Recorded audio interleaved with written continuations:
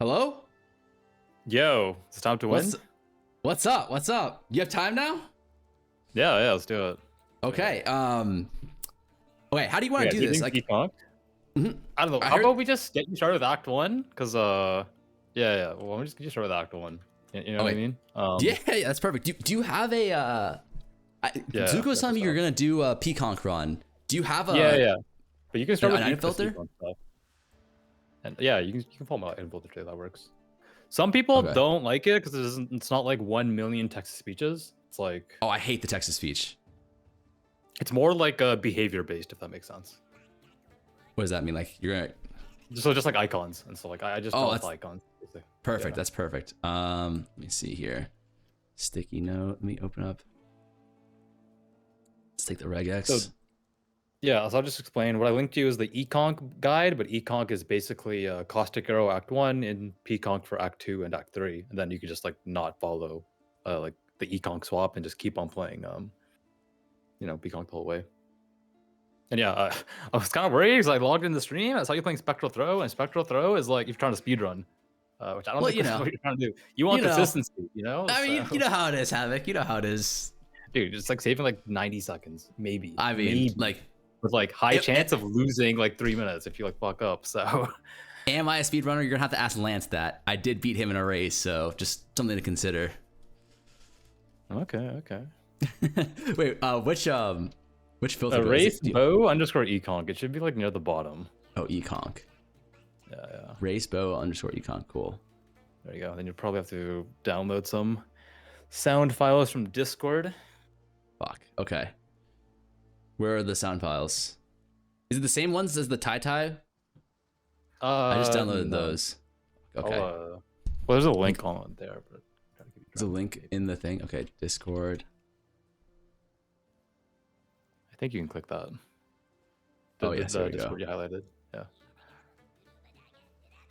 And you go to filter channel, and you just scroll up, and yeah, you see like alchemy, alteration, augmentation, binding, transmutation.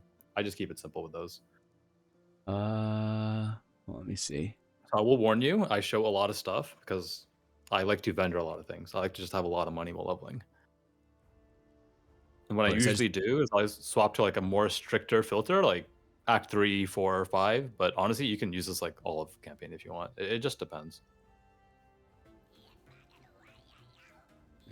Okay, so we just do these 5, and then we move this into our PoE folder. That's it, right? Exactly.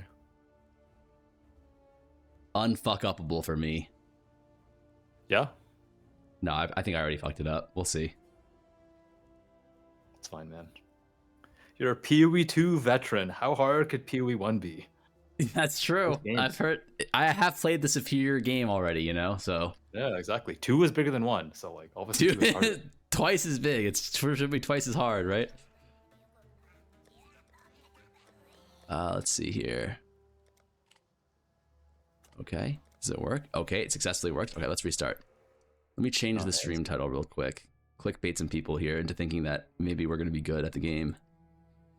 You're gonna be good. We'll make you good. Okay. Hey guys, if Havoc can practice, if Havoc can make me good, then what can he do to you? Fuck. Where is this? I have so many tabs open. Dude, I feel that right now, man. Way too many. So many tabs.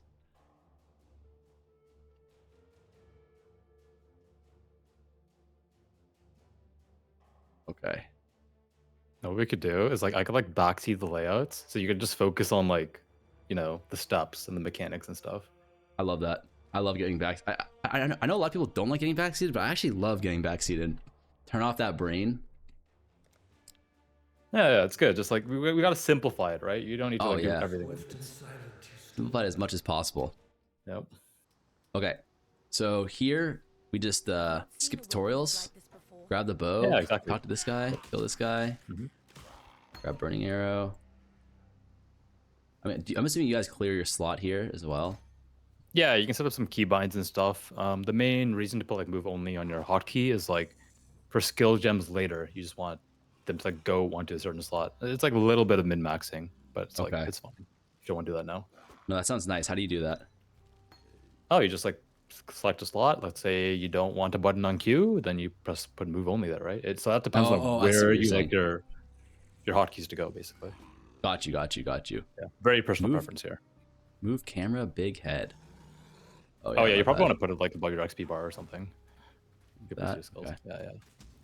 So here you can just face tank him, right? You don't actually need to move. You yeah, can just... exactly.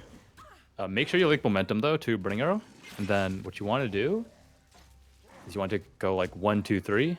So every 3 attacks, you like move away. Move 1, 2, 3. Oh my god. So you're at right now, and like you're obviously already in melee range, but it's fine. Just like make a mental note now, and the next run we can like do it. Okay. What the fuck does momentum even do? Basically attack speed, and every time you attack, you get more attack speed per momentum stack. And at max momentum stacks, you get swiftness, which makes you move fast. Move fast. Okay. Good. Got you. Okay, so you're saying that I should just go bows instead of spectral throw. Yeah, go caustic arrow. It's like really good. So just caustic arrow. Right. Okay, can I tell you something? I said caustic arrow. I feel like that shit's broken. I should just go caustic arrow.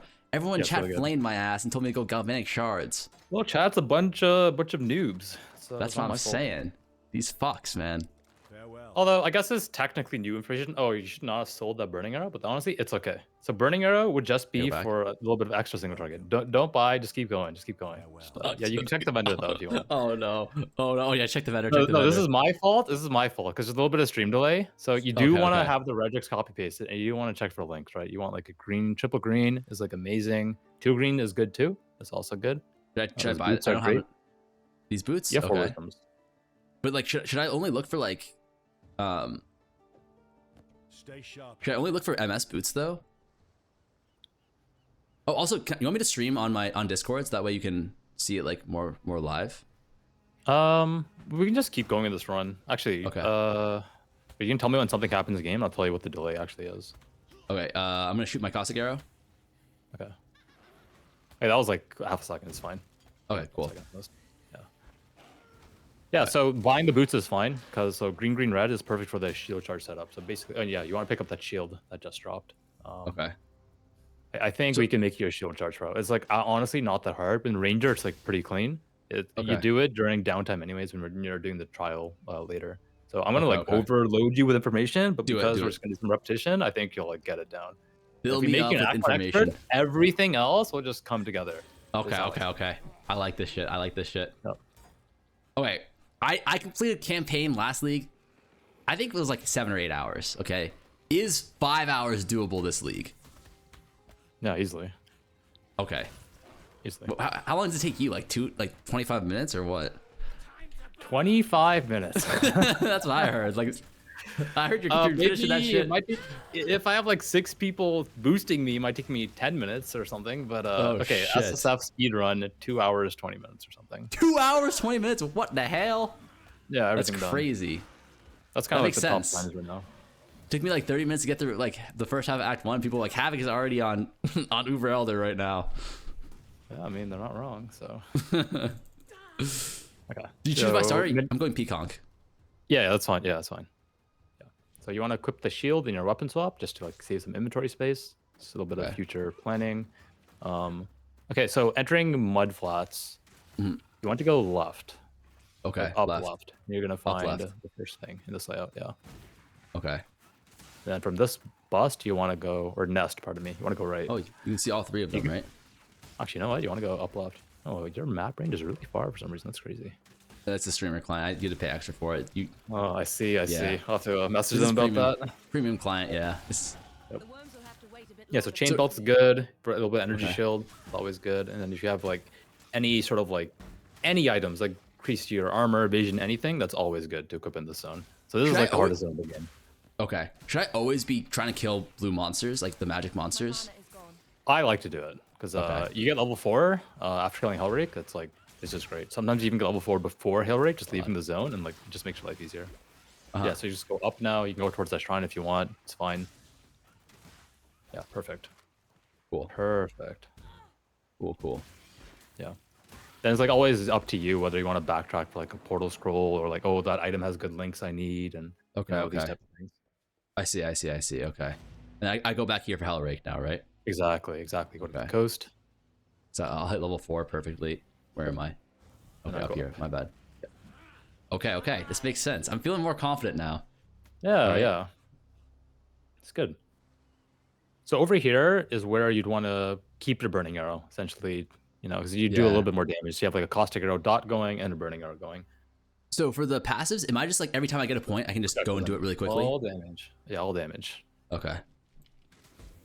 And it just makes sense, right? It's like same as PoE too. Like increased damage is just like so good early game. Sure.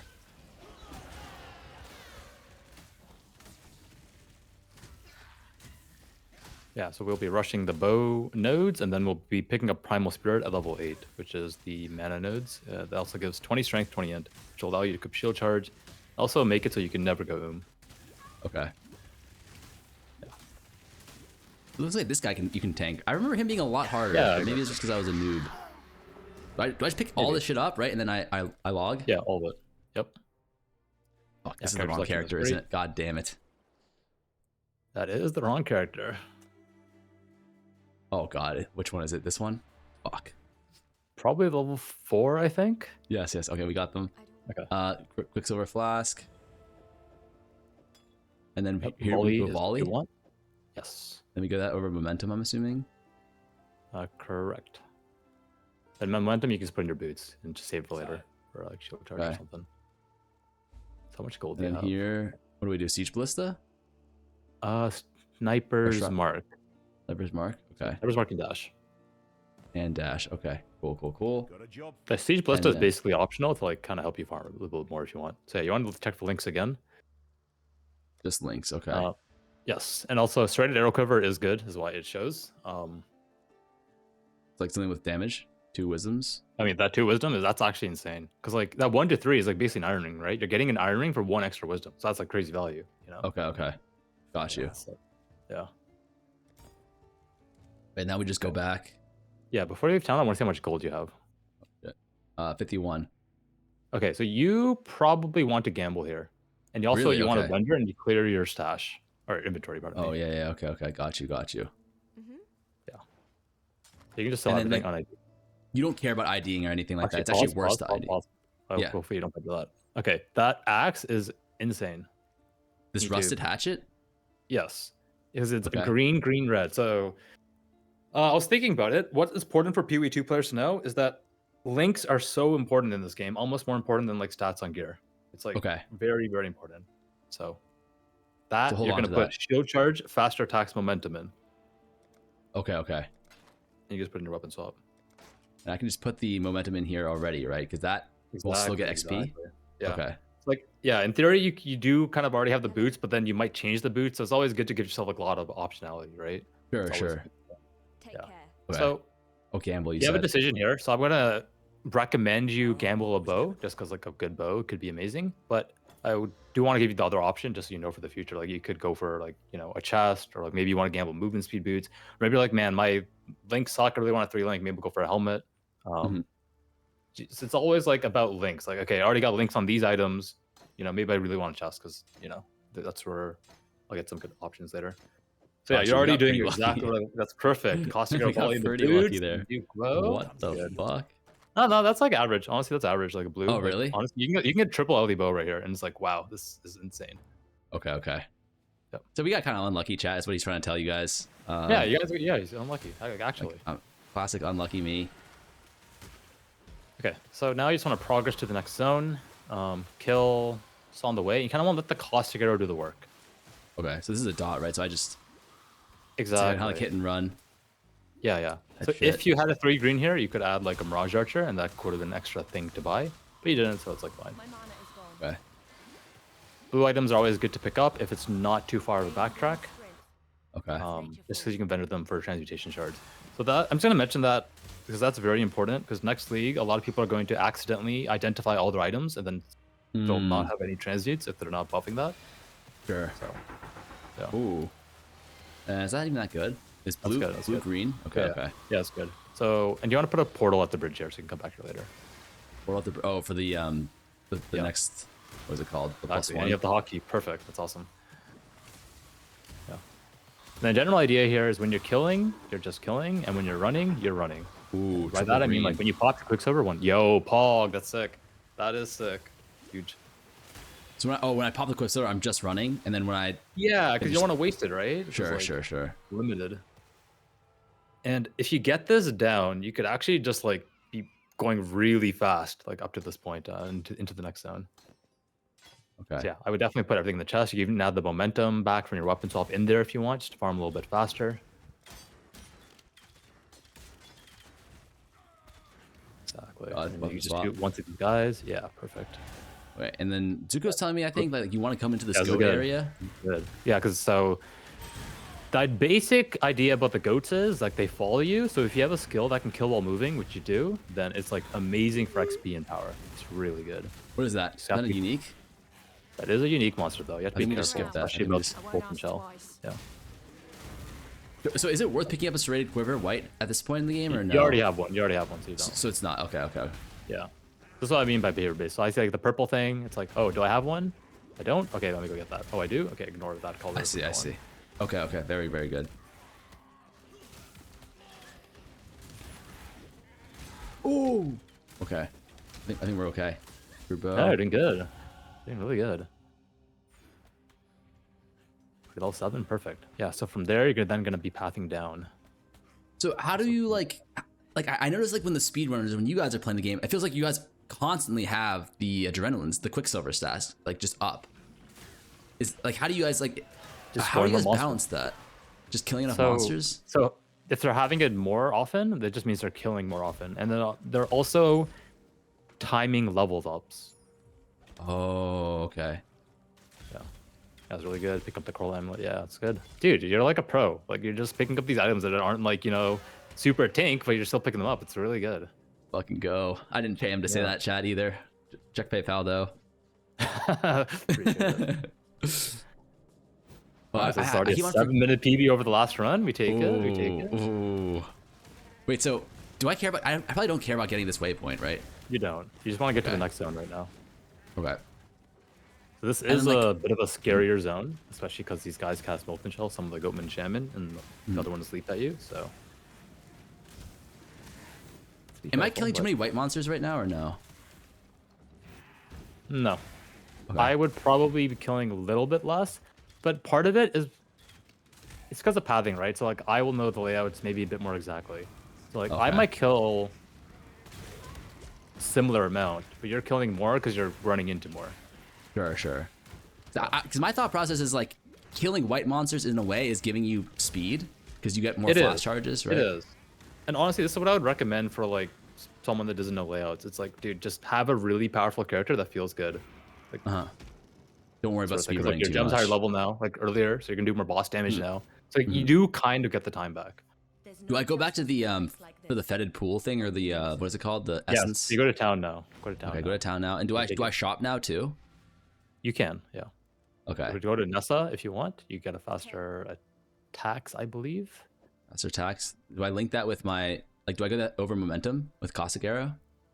No, I want chance to poison for your shield charge setup. That's what it's for. Okay. Yeah, so you can just put that in your inventory if you can't put it directly in. And what you can always do, you can always control click on it as well. Control click, got you. And there's no like all the bad stuff basically, all the unedited stuff. There's no Deckard Cain in this game, right? Well, next patch there will be. It'll be Nessa. Really? Okay. 2 to 3 fire. Yeah, that's huge. How do can I not swap the? Yeah, so PoE 1's a bit more limiting in the UI. You have to like do things at certain times. Ooh. That's an upgrade. Huge. I'm so confused on this. Do I want these? Probably not, right? Even though they're linked, it's like not that good. They're not that good. I don't care about 2 reds, right? But I want to keep this. Correct. Okay. Yeah, you want to keep that. You can just like already change those gloves out. Okay. And you can of course vendor that scepter too. But theoretically, do I ID this first or no? No, you want transmutation charge. So you only need alterations in Act 2. Okay. And like this, like everything I do with the gems, I theoretically should be doing like while I'm moving, right? Yeah, exactly. But like it's all about doing it right first before like doing it fast. Okay. So you want to go to how many wisdoms do you have? 1. Okay, that's fine. If you had more, I would possibly suggest taking Iron Ring and then go in your portal and then go right and up. Right and up here. Yeah. Ooh, Rustic Sash, that's good. Is Rustic Sash over like damage over Yeah, that's good. I won't ask twice. Like over the chain belt, you think? Yeah. Basically, if you feel comfy without the chain belt, do it. If you feel like you need it, keep the chain belt on. It's simple. So mama didn't raise no Damage bitch is angle. good though. Yeah, exactly.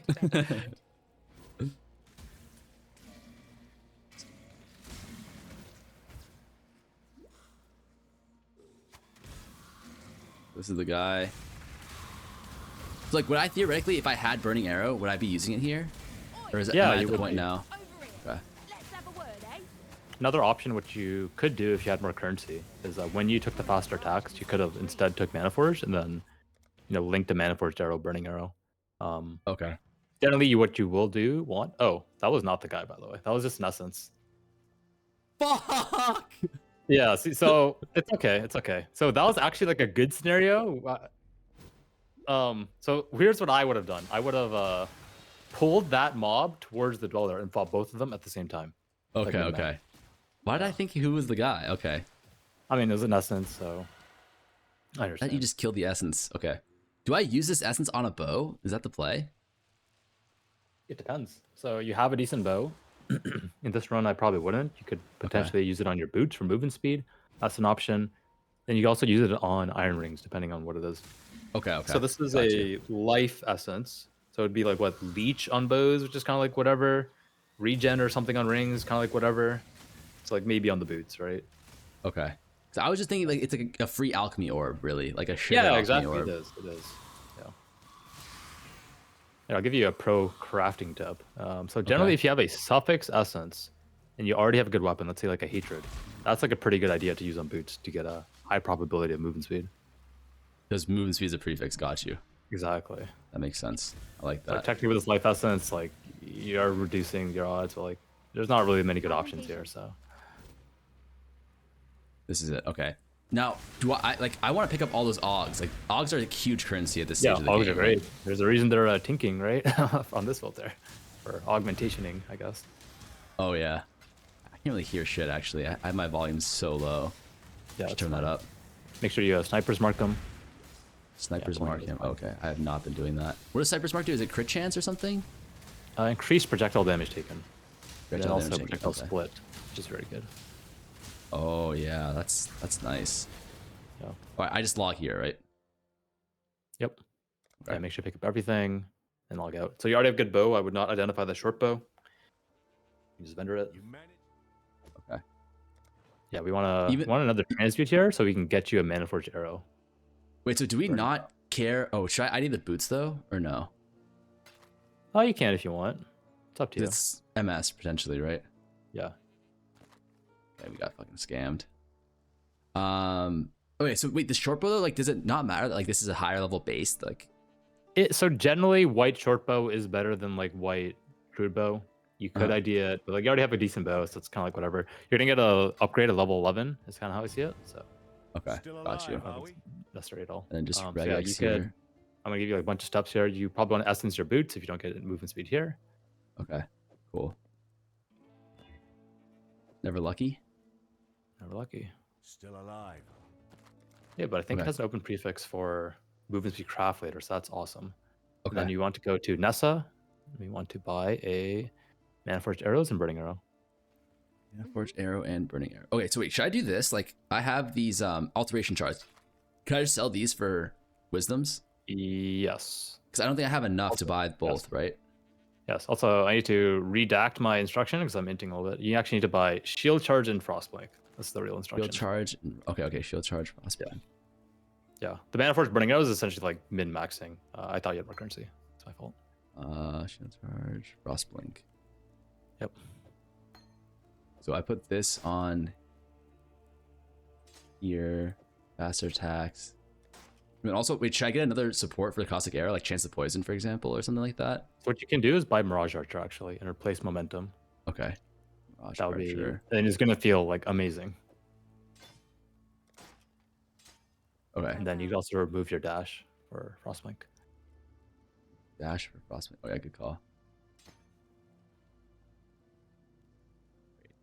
Okay. We'll get that out in a second. So, do I have to? Fuck. So I have this like, there's no way, like in PoE 2, you can just like have it set to like, you know, weapon slot 2 Yeah, only. it's not nice like that in this game. You gotta pre-plan. There's a lot of APM microing here. Okay. And I guess generally in the zone, from the waypoint, always go up first for the trial. Okay. There's like one layout where it spawns at the bottom. Do be very obvious to go up and there's like nothing there. Okay.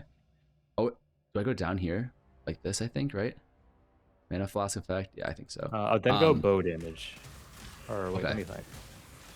Sorry, I'm like thinking a different build. Yeah, you want to go down there. That's my bad. Okay, no, you're good. P-Conk, you do want to go down there.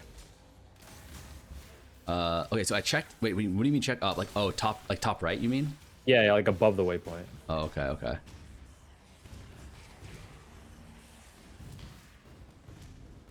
Yeah, there you go. He's already shield charging there. He's pro. Ooh. Like riding a bike.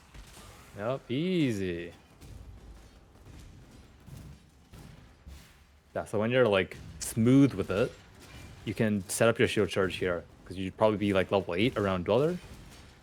Then like you gotta wait here for the traps anyway, so it's like, oh, no downtime, set it up. Oh, that's where you set it up. Got you. Yeah, exactly.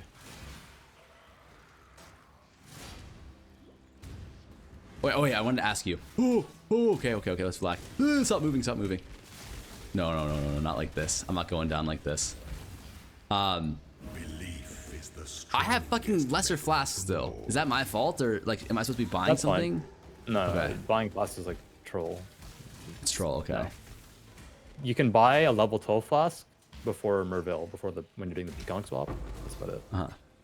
Okay. That's like only because you're playing P-Conk. No other, like, you rarely buy flasks. Really? Okay. Any run, you just like get good and you just kill more mobs. Okay. So like you get all your flask upgrades from killing mobs, pretty much. Pretty much, yeah. Okay. They're very common drops.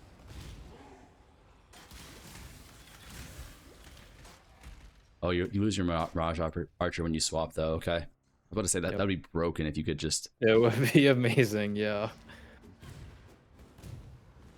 So you can imagine in like Ledge earlier, when you don't have shield charge and you're just like running through like the goats, you know, like, the Mirage Archer is just carrying hard. This is probably a loop, I think. It's going to be either clockwise or counterclockwise loop to give you a rough idea of the layout. Fuck. Okay. I think this is counterclockwise. Oh, this is so weird, the weapon swap thing for me. It is very weird. So I will say you don't have to do it. I just want to like give you the option. I think I'll probably just use it sparingly, like when there's like no mobs nearby. That way I don't. That's what I would recommend. Yeah, like on the Brutus Walkway, for example. Very easy there. Yeah, so I believe this is counterclockwise. Well, the frost bling is nice. You can just do that whenever you want. That's good. Yeah, it's great. It's amazing. Like, I feel like I don't have enough damage to kill this. Like, is that concerning? Like that this mob, like, you know, I won't be able to kill. Okay, necromancers, they're just tanky. You don't have to worry about that. So like, generally, if a mob is giga tanky, is like not efficient, you don't waste your time on it. Okay. Just trying to kind of get an understanding of like where my damage should be. Like that's acceptable to have mobs this early. As long as you're playing like the easy to kill blue mobs and the easy trash, that's fine. Okay. And you're gonna find a campaign secret here. If you look for a lever, you can open it. Okay. Wait, where? Near the strong box. You can actually see it on the mini map. So you want to like get to that strong box on your mini map. And there's a lever. Oh, okay, got you. Pillar outside. And do we run this? Yeah. And you want to open it, and you get a bunch of quicksilvers. Wait. Why is that shit not? Or is it C? You might press Z. Yeah, there it is. A bunch of quicksilver flasks? If you're lucky. On average, you get like 1 or 2. And you also get flask upgrades as well. Okay, so you're actually very unlucky. You got no quicksilver flasks. That's very unlucky. It happens. No quicksilvers, no life flasks either. Yep. Classic. What can you say? Anti-streamer client. Yep.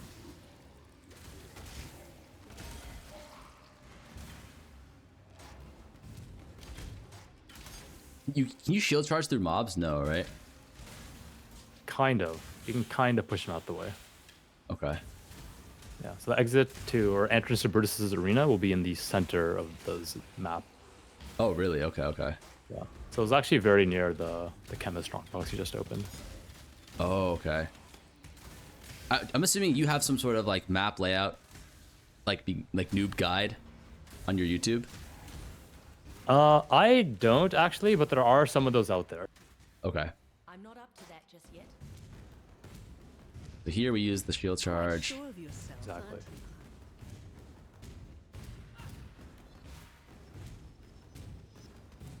So like at this stage of the game, like should I drop a portal outside Brutus in case I die, or is that just not a concern? I mean, I guess you could, but I don't think that's a concern. Just like play good. Okay. The only reason you'd use a portal is for mana flasks. Okay. Where is he? Follow the hell? blood trail. I thought. Oh, you think you desynced or something? Oh, I desynced. Okay, I got you. Ah. Yeah, make sure your sniper's mark. Oh yeah. My bad. My bad. Just kite him. It's like, is this damage like? Is this concerningly low, or is this kind of just like standard? It is you know, Brutus is little tanky. concerningly low. Okay.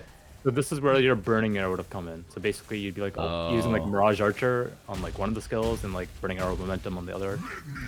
Okay, I see. Like, it's honestly not even that bad now that I see it. You are missing 2 iron rings as well, so like, you know, there's a lot of room for improvement. So the iron rings, that's you just buy those with wisdoms, right? Holy shit! What is that? 6 wisdom total, 3 each. And great essence targets too, because if they roll like 1 to 5 flat lightning or like 2 to 3 fire damage, it's like that's amazing. I'm sorry, you said what about the how do you roll that on the ring? Just the essence. Just trying to get lucky. Essence. Right. Gotcha. You would not really transmute or alteration them. I'm just supposed to log here, right? Correct.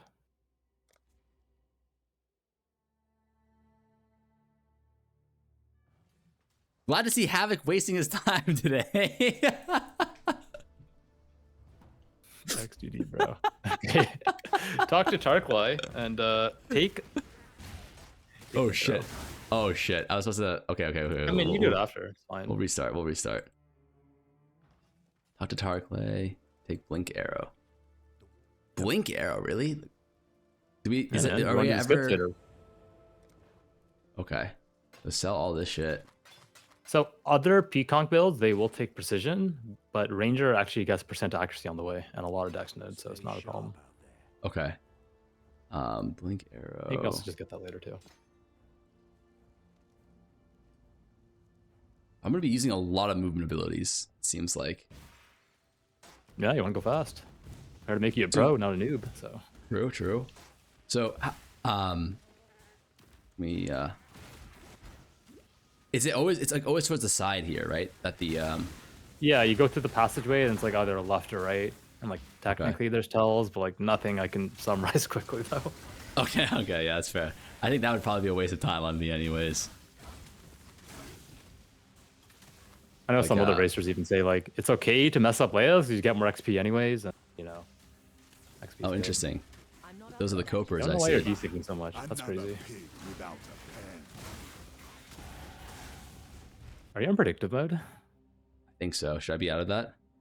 Let me see my. I think so. Okay. Let me look at my tree, my POB here. Okay, we're supposed to go here. The damage is looking a lot better, actually. Yeah, that's good. Especially, you'll notice when the mobs are like really grouped up, you kind of like get a lot of overlaps. Mm-hmm.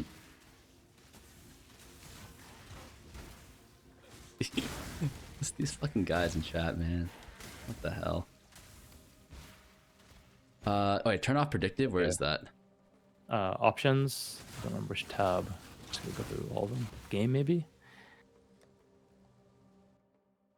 Yeah, right at the top. So maybe you just get the waypoint and then you can log to main menu. Oh, you do a main menu to do that? Okay. Yeah.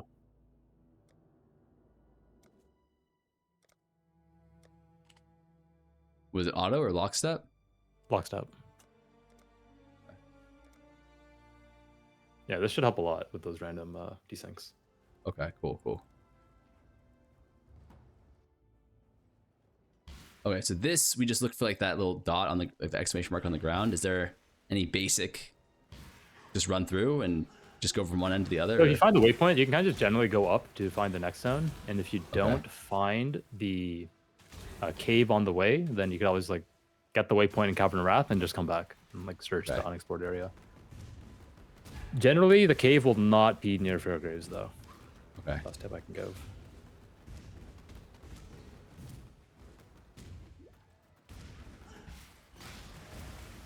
Oh yeah, you can kind of skip through some of the mobs My mana is with gone. the.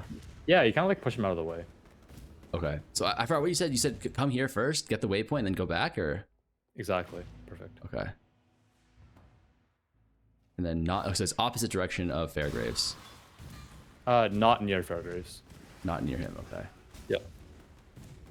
So it depends on the layout, and with experience, you'll know whether you want to take that waypoint back to the zone, or you just want to like exit where you came from. Got I actually you. think it's like right near the exit in this one.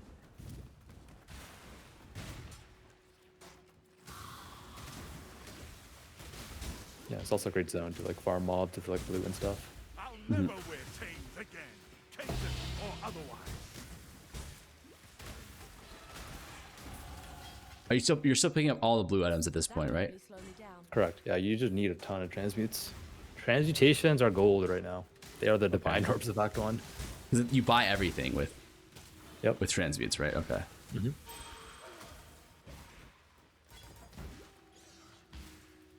Where the fuck? Oh, it's really right here. Okay.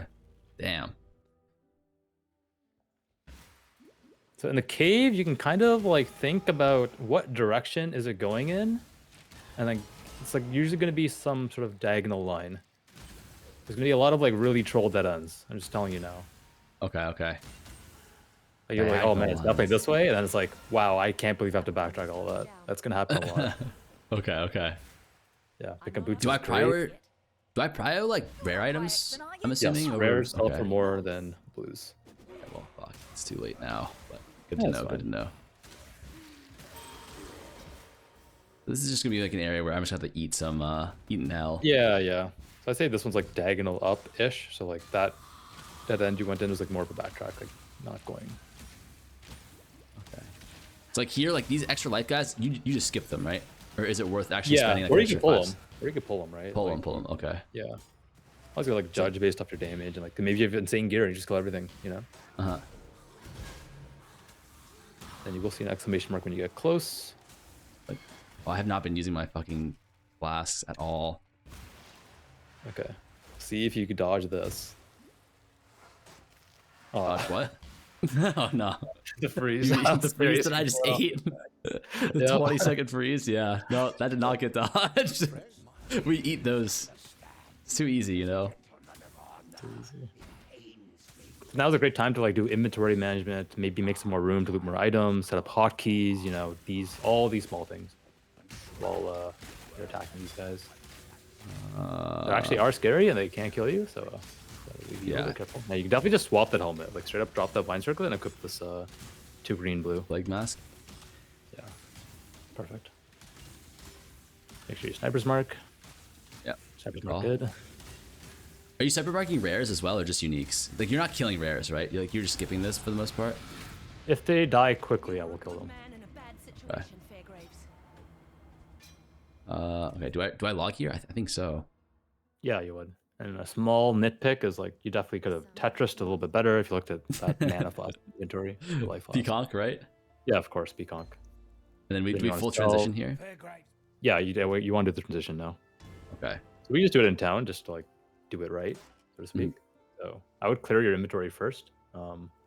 it's a little bit simpler. You don't want to like accidentally vendor gems or something. These are worth IDing, right?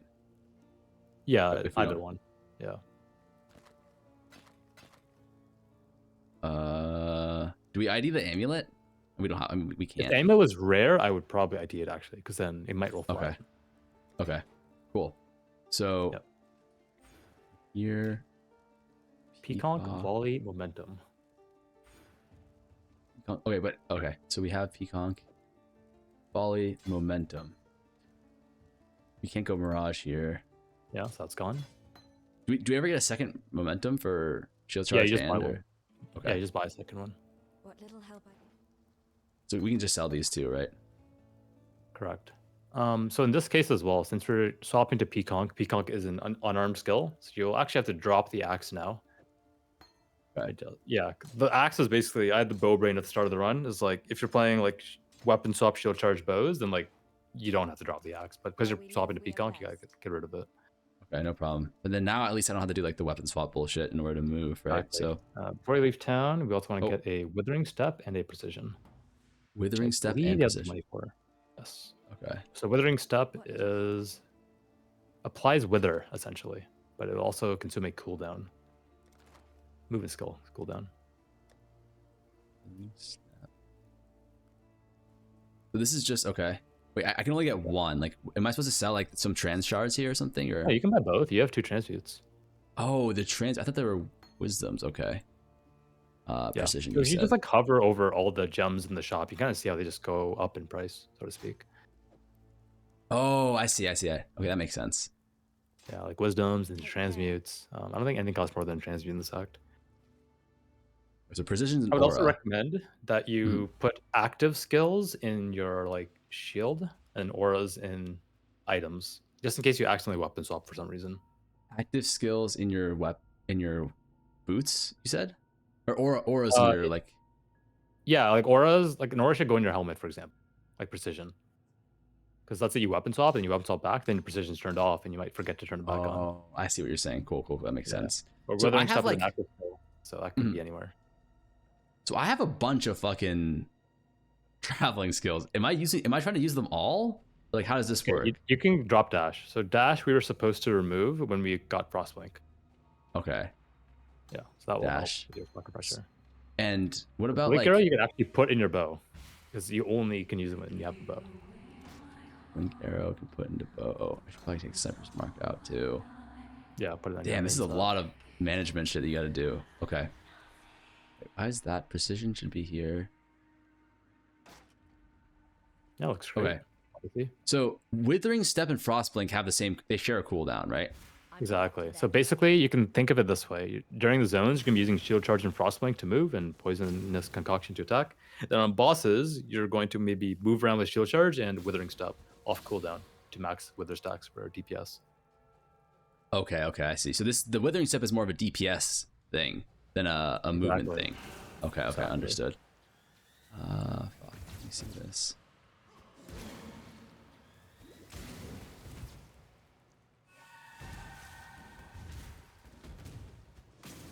And okay, so should I be in a point now where I'm like, okay, I'm still lesser flask. This is not good. So you can pull it off Lesser Flask because Peaconk is just like goated like that. Okay. Even so, next patch I believe. But yeah, if you can afford a greater life flask for 3 wisdoms, then like yeah, it's amazing. Okay, but it's not something that I need to like be stressing about. I wouldn't stress about. Yeah, no stress. Get me out. Yeah, it's just like practice like pressing your hotkeys. Like honestly, like you can pretend each like rare squid or mob is like Merville or something. And go like, okay, how am I going to like delete this monster? Okay.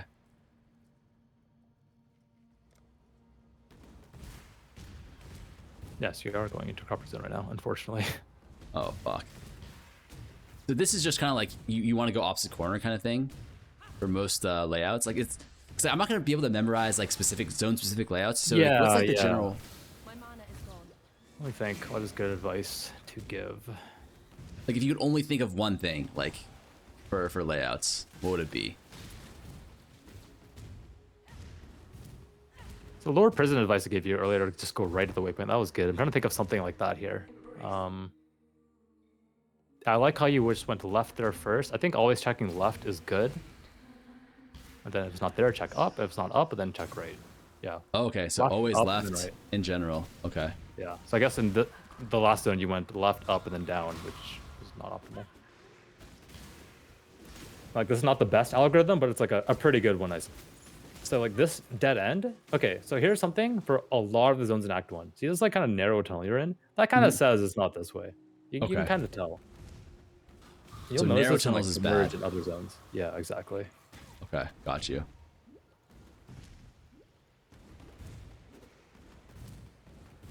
Do you open those chests ever? Probably not, right? You can. They spawn a unique monster and some trash mobs. Okay. And you would just kill the trash mobs, ignore the unique, I'm assuming? Exactly. Yeah, skip the unique. Unless you really need transmutations or something. Okay. Okay, so one question is like following like the league mechanic. If you see the league mechanic on your map, does that generally mean like you're going in the right direction? So like next thing would be breach, right? League mechanics are kind of tells. Yeah, they actually kind of Okay. are. They've actually kind of placed them in that way. Also, I just realized the tell that you could actually use if you pause. You can look at the way the river is flowing. Back here. Oh, like It the will water? actually like flow towards like the boss, kind of. It's kind of like Infinite Hunger in a way, like a little bit. Interesting. Okay. Not easy to see, but like I think it's like pooling at the end here. But yeah, Jesus. Oh, so you said I stack wither stacks on the boss. yeah. What You is have to wait for the boss to come active. the fuck is Every time you okay, press okay. it, I keep on trying to press this. What the? I thought this was just you phase. I thought this was like a fucking blink thing as well. no. It's fine. Using skill, share skill down with other blink skills. Grants elusive and a buff that grants phasing while you have this buff monsters that enter an area around you. Okay. So I was like trying to blink. Okay, that makes sense. I guess these bosses are good in the sense that like you can just fucking, die on them infinitely, right? It doesn't really matter. They don't reset their HP. Yeah, and sometimes with softcore runs, you might actually want to die just to refill your flasks, honestly. Oh really? Oh yeah, fuck. Just have a softcore meme. It's not the worst thing though. Make sure you use Sniper's Mark. Oh yeah, fuck. I'm forgetting that. Oh, I don't even have it activated. Okay, fuck. It's fine. What we can do, and what I would suggest, is that like after you kill this boss, we just rerun the last two zones and just go Okay. again. I think your focus is just pressing the buttons in the right order and like working on positioning and stuff, and just like Yeah. all these deaths, like you're just gonna have to take them the first time right now, but then eventually they'll just stop. Just how it goes. Okay. So wait, the withered step. Do I just want to be near the boss with withered step activated, and then they get withered? Yeah. Is that correct? Yeah. Okay. And it's not like you have to hold it there. Like you just need to press it for like one frame even. Okay. Exactly. Got you. Perfect. That was almost Understood. perfect. Okay. Your love for a man, that's what did this to you. Okay. So over here, you would go to the next zone, but I would suggest just running it again. Okay. Run it back. Is what we're saying. Yeah. So we just character Yeah, select. you could just start from the first zone, from the waypoint if you want. You are going through two zones, but then hey, you get to practice your movement, right? So it's not the worst thing. So starting from Merrill Caverns or Trip Graveyard? Yeah, exactly. Okay. Purple Caverns, I would say. Yeah, perfect new zone. Then So we try the you check- algorithm. So it wasn't. Oh yeah, you So saw. left, Okay. no, Left up, first. And then, yeah. Is this left up? Is this for most zones? Like, is that a good generic idea for zones, or is that just for this Merrill Cavern? I'll be honest, this is actually how it all started for a lot of racers. They just said, okay, I'm going to go right in the zone. So it wasn't like, okay, I'll always go right in every zone. This zone, I will go right, Uh-huh. And like people kind of just internalize these things over time. And then with even more time, they're like, okay, I know this exact tell. I know exactly what it is now. Okay. Yeah. All right, left Shield worked. charges, good movement. Yeah, I like it. You're like killing a good amount of mobs on the way. It's doing good. Yeah. Yeah, I need to new zone. So something to think about when shield charging is like you actually kind of want to look at your character and like where your mouse is. That's how you avoid getting stuck. Okay. Yeah, I definitely just I'm someone who just only looks at the mini map, truthfully. Yeah, it is a new skill to learn for sure. My mana is gone. And you could also click your shield charge and put on attack in place. It might make it a little bit easier to use. I think I attack without moving. Oh fuck. Yeah. I blink over. No, you can't. So still, like, you go left, and if you can't go left, you go up. Exactly. And eventually you'll start to tell like, oh, this is kind of like the edge of the map here, right? This is It's probably sketchy, right? isn't Yeah. this way, So Yeah, got you. hey, you got a narrow passageway. It probably isn't. This whole side kind of looks like a wall. So now you're starting to see, Oh. you know what? It might be over there. It might be up. Got you. Yeah. I'm not up to So some of these you can actually use Frost Blink or Blink Arrow to go there. Blink Arrow obviously going much further. Okay, yeah, wow, that was a lot faster this time. Just because, Yeah, yeah, I telling followed you. the left. All right, I'm gonna try the boss one more time too. Oh, can you not? Oh, you Yeah, can. this You new can. boss. Yeah, this new boss. I'm timing you. Oh fuck. He's using Blizzard from D2. No, Cypress Mark. Oh fuck! I keep With their off forgetting that. cooldown.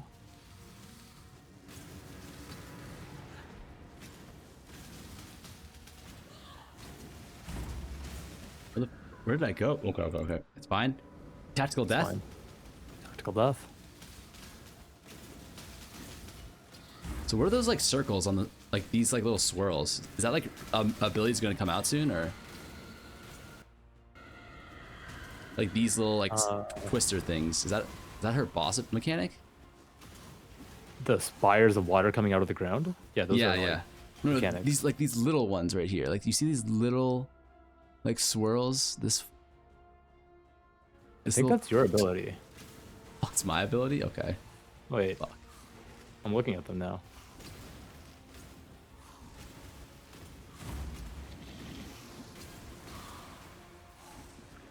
What is that? What the hell? That not her ability? I wasn't sure if I was supposed to dodge that or. I think that's just water. It's like environmental art water coming from the sky. Maybe it's actually a thing. I don't think I've ever seen those on my screen. Okay, boss down. Yeah, that Dude, that one was felt a lot really easier. fast. That was like a minute 30, which is actually very good. Like for both phases, that's really good, by the way. You're like 20 seconds faster, like you're basically up there with like the top 90%. Okay, cool. I mean, I think it's just mostly like you said, it's just like knowing which buttons to press because I still don't really understand this. Like, Yeah, exactly. How it stacks, how it actually gives stacks. Is this something that you use throughout the entire campaign, Withering Step? Yeah, it's like a core part of this build. I believe once you get the Wither on hit, you can kind of forget about it, but technically it's like a min-max, right? Because like you get up to a boss, you press the button, they instantly have like 7 Wither stacks. It's like amazing. What's the It is good. radius? So it's like essentially, it's like this little green circle around me. It Yeah, applies exactly. Wither. That's the radius. Oh, Yeah. okay. Got you. All right, awesome. And then this just gets accuracy crit, right? Okay, cool. Is there like I think I learned a lot here. I'm assuming you you probably don't want to go with me through every act, which is understandable. But like I guess like are there any like general guidelines? Like I definitely have some questions that I want to ask you. But like maybe like do you want to kind of go into like the lesson kind of section of like the presentation for like whatever you have prepared, or do you want to just like go straight into like questions that I have that like might be able to help? I think questions you have would be helpful. Okay. So I think the first thing, the most important thing that I want to understand is like knowing your power levels, right? Like I have no clue like when, like how powerful I should be at each stage of the campaign, and like how weak I am in terms of like, for example, like if we look at my stats right now, right? Like I am not even close to being resistance capped, and like that's Act 1. So I'm assuming that like Act 1 is balanced Doesn't around matter. having like 0 res. Yeah. But then, like, I guess these are things you'll learn, right? Mhm. Okay. So I can, yeah, resistances, they don't matter until like Act 3. Okay, like maybe like if you can, so like resistances, Act 1 through like A1 through 3 don't matter, and then like is there like a kind of idea of like Act 3 now we start wanting to have like 20% all res or 20% like fire res if like the zone has like a lot of fire damage, like you know what I mean, like what are like the kind of understandings of okay, so like, Ball Ruins, you want fire res, that is an Act 2 zone. So generally resist don't matter, but there are certain zones where it's like you would like resist. It would feel very good to have them. So Ball Ruins in Act 2 is good. You want lightning resist for Piety in Act 3, both Pieties. And for Docs, you kind of just want a little bit of everything, fire and cold. Gravicious, fire. If you're playing Peacock, so that doesn't matter. So in these runs, you're gonna every build helps later pretty much. That's 15 all res. That helps a lot. And I'm pretty sure your build, if it's a good one, will also be taking Weathered Hunter, which is another 18 all resist. So you kind of have like 33 all res right there. So like you're looking really good. What's the second one you just mentioned? I know Alira. That's like the 3 bandit thing. Yeah. So Weathered Hunter, those will be accuracy resist nodes on the passive tree. They'll be near PT, point blank, fire mastery, all these type of things. Got you. Okay, cool. And like so when you say like so for example, like you know off the top of your head like Act 1 or Act 2 Ball Runes you want fire res, Act 3 lightning res for like the piety fights, Like, how do I actually get those resistances? Like, so generally, let's say you need a ruby ring, right? You're keeping an eye out for that. What I will say is like 15 all res is enough. So a lot of things in PoE 1 can be just skill issued, skill diffed. Like just don't get hit. I know it sounds troll, I know it sounds stupid and mean, but like it's like honestly true. But let's say you're like, man, you're having trouble in Ball Ruins. Like totally reasonable. That's like a very reasonable thing. Okay, you have like an extra red gem, maybe you dropped one, maybe you bought one for like a wisdom scroll. And you have an iron ring you bought earlier, found an extra one, vendor that, ruby ring, bam. Oh, okay, so there's vendor recipes like with iron rings to get like specific like resistance rings, right? Exactly. Okay. And then you're kind of keeping track of like, okay, I have an extra iron ring, so I want to turn this into a ruby ring for this next act, and I'll hold this in my inventory, right? Exactly. You always want to do vendor planning. I generally keep things that I might need for later in the right side. But if that's getting like too much, because generally you do want to clear inventory to loot a lot, then I might put some things like my stash, like bottom right or something. Okay, so that's probably too confusing for like the average player. Probably like too much for me too as well. Yeah. Okay. Because like I already like, you know, for me, for example, it's like I'm thinking about like 10 new things every act that you probably like already know like the back of your hand, right? Like I'm thinking about just like even like just trying to get my like my links correct is probably like occupying like 60% of my brain like while I'm playing the game. There's like no way I'm gonna be able to think of you know, getting like the res rings and that kind of stuff. But the good news is you're also saying that like you can just skill diff a lot of the res issues, right? Like you theoretically don't need any res on your gear throughout the entire campaign. Like you don't need to specifically farm for Definitely not the entire campaign. It's around Act 3 it starts to build up, I'd say. But because of your build getting 33 all res, it's like you kind of have it covered. For the most part. Then like Act 4, you kind of want to start pushing up there. Every act, just try to get a little bit more, basically. So Act 3 and up, just work it up, you know? Is it okay to like, for example, just look for your resistances on naturally dropping gear? Will that be good enough? Like every time you like ID like an armor or you drop an armor, or you get like, you also get rings as rewards throughout the campaign, right? Like, will that be kind of enough in order to like, so that will be enough for what let's call it part 1. So part 1 of the campaign is Act 1 to Act 5. Part 2 is Act 6 to Act 10. In part 1 of the campaign, you will generally be resist swapping if you're concerned about a zone. So for example, in Act 5, the second zone of the act has these like lightning whip monsters. They are actually very, very scary if you are not capped lightning resist. So really, you have an extra topaz ring. Or like when you enter town in that act, you get a free rare ring, and you can maybe pick the topaz or the 2-stone with lightning resist on it. That's an option, for example. Okay. No, I'm just gonna go through all the zones mentally right now. Like Ball Ruins Act 2, Fire Res, Piety Act 3, and Crematorium, it's Lightning Res. Lunaris Piety is Lightning Res. Lunaris Temple, same zone, is also Fire Resist for the Tentacle Miscreations, so known as titty bitches, as the players say. As the kids these days call it. As the kids these days call them. Well, kids 10 years ago too called them that. Yeah. So the 35-year-old kids who are playing PoE 1 right now, as they call them. Docs is fire and cold res. Cold resist is for the ice shot. Fire resist for like, you know, the fire breathing flamethrower dogs. Lab, you want fire resist for the traps, and for Azaro's barrage, it's a green barrage, but it does do fire damage. Dominus. Speaking of lab, fire. At what levels are we running those? Like, is it like as soon as you have access to the lab, you run it, or like normal lab is 28? Given I am on level, so that would be around 27, 28, 29. Okay, so normal is 28, and then what is it called? Cruel, or the second one? Like the second lab? Cruel is level 55 zone. So you can do that when you get to it, but if you're like too low level, let's say you're level 42 or something, which is going to be way too low level, then you shouldn't do it. But if you're like near 50, let's say level 48, that's fine. 48 plus. Okay. And then the third one is just, you should probably be like good to go on it, or? You should be good to go on it. Okay. I think it's level 68 zone, but players generally do it before finishing the campaign. Just YOLO. And then what about the last, what is it called? Uber Lab, level 75. That comes build dependent, but it is a big skill issue thing. Like if you don't get hit, you don't really need any stats. So I'm gonna be honest. But the floor, let's start with the floor. Floor would be like, you know, your resistor capped, and you got like 3k pool, for example. You know, That's 3k life. 3k life. Like 2k okay. life, 1k energy shield. Okay, EHP. So this is like 3k the floor. EHP. Yeah, Sure. exactly. But the floor isn't like the minimum that you need. Yeah, so this is like what I would do. So I'm not just suggesting you do it. Maybe you Oh, want, you know, I probably want 3.5. like Maybe I you want like 4K. 4k then. Yeah. Yeah, exactly. Obviously, you don't go too far in the other direction and go like 5k, 6k and have no damage. Because having no damage is very bad.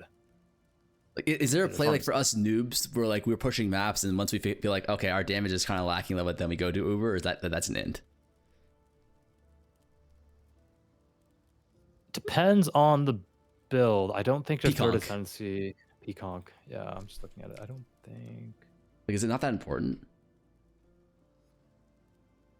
I think you get a lot of power from your first two. First two. Yeah. First three, pardon me. Oh, perfect. So If we you're can gonna get just the poison, then. Okay, your Uber Lab is good. I don't know if you get the fast charges in campaign or not, or you get the flask effect, but like. It's not going to be an insane amount of damage, but it is good. As long as you have the 2 poison or chaos themed sanity nodes in campaign from normal and cruel, I think you'll be fine. Okay, got you. Cool.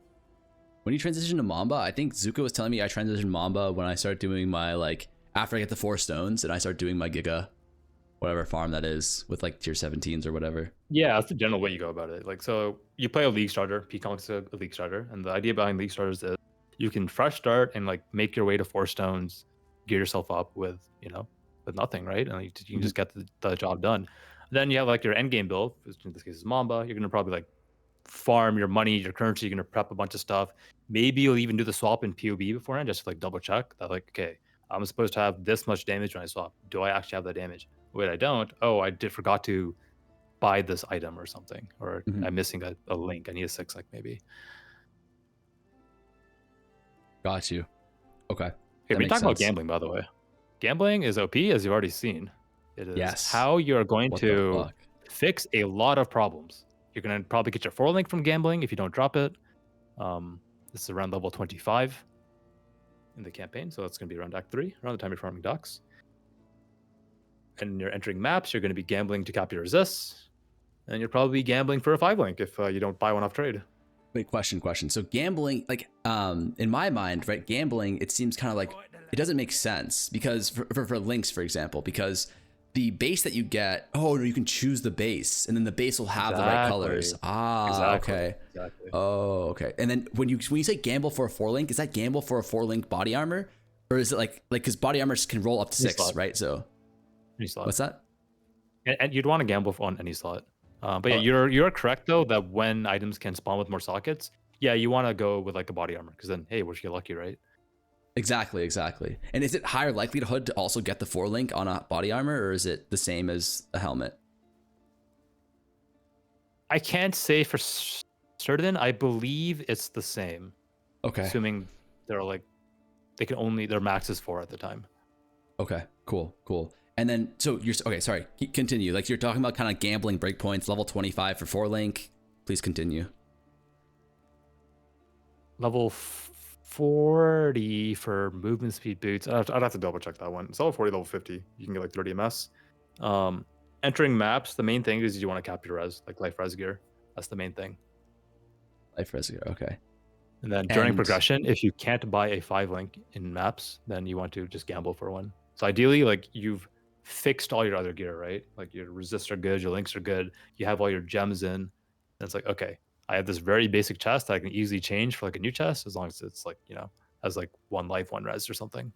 Okay. You just try to get lucky. And apparently it's very consistent. I've been unlucky in my runs and I haven't been getting it, but apparently it's very consistent according to people. So do you know roughly how many like gambles it takes to get a 5 link chest, for example? Is there kind of any sort of speculative like rule of thumb, like it'll take you 10 on average, or if you have I think 10, it's more than 10. I think it's more than 10. Okay. But I don't have, it might be 20, for example. Okay. And is that a situation where when we get to maps, we should easily have enough to do 20 rolls or whatever in order to get the 5 link? Like that shouldn't be a problem is what you're saying, right? Right when you enter maps, you'll have enough just to like upgrade a couple pieces of gear.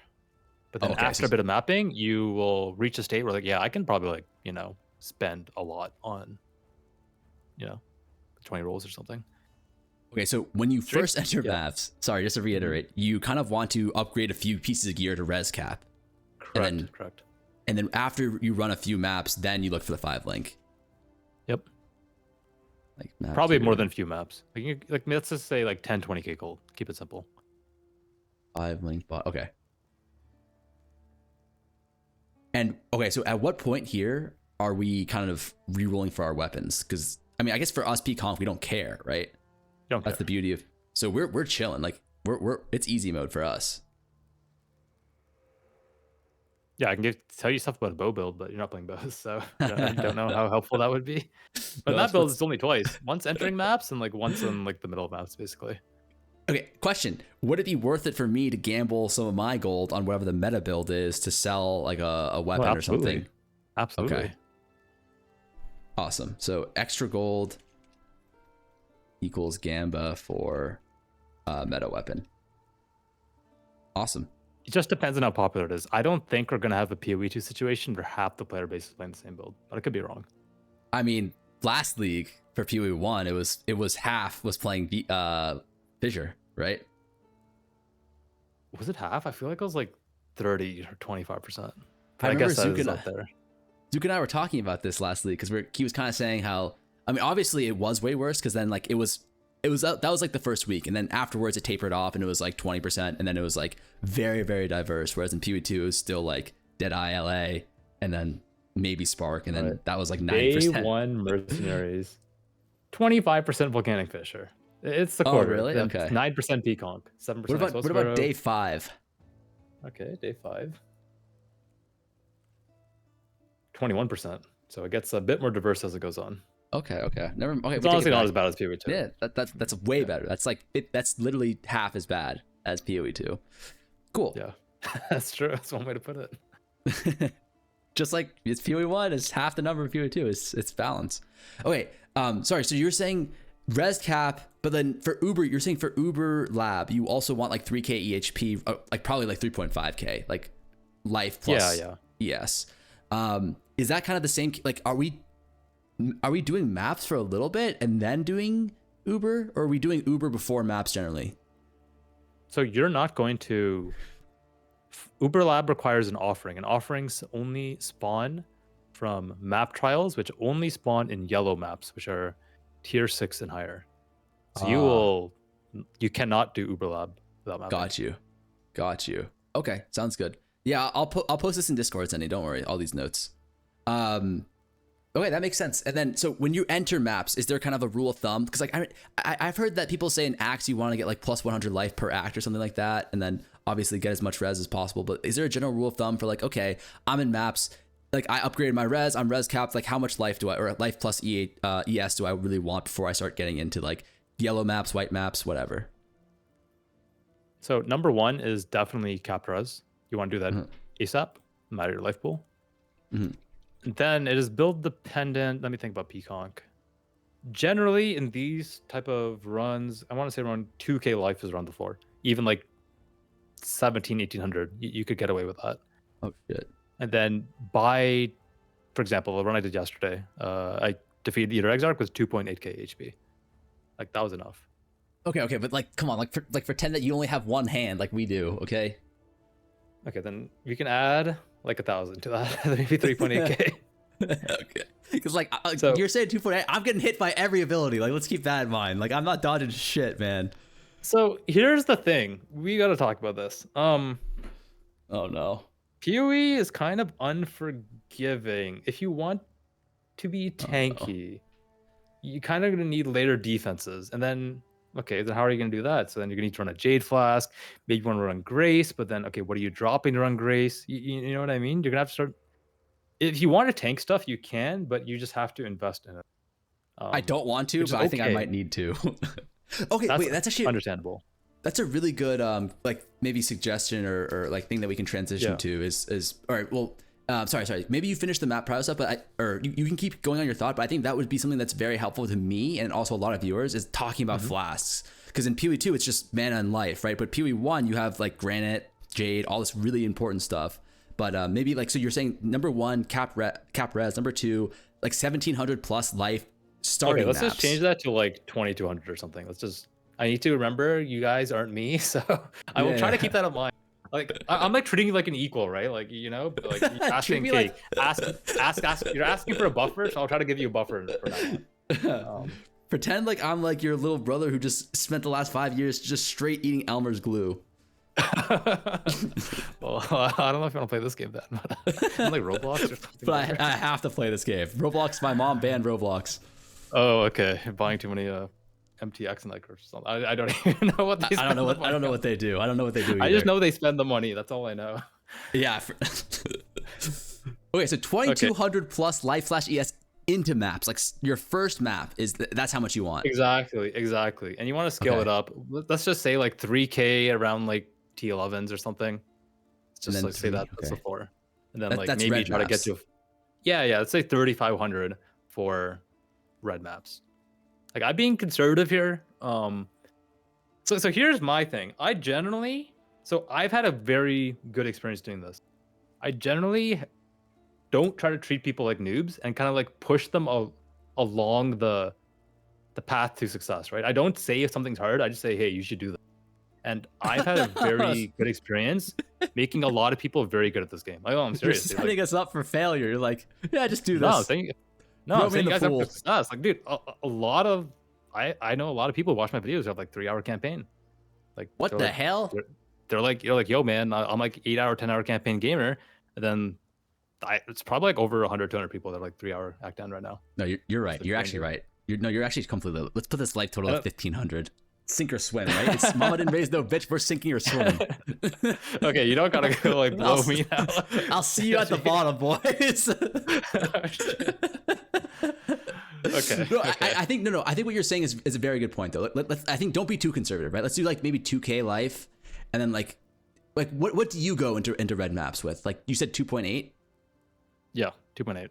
Let's do 3K then, right? Yeah, just do 3K. And like you can always just add more. If you're having trouble, just add more.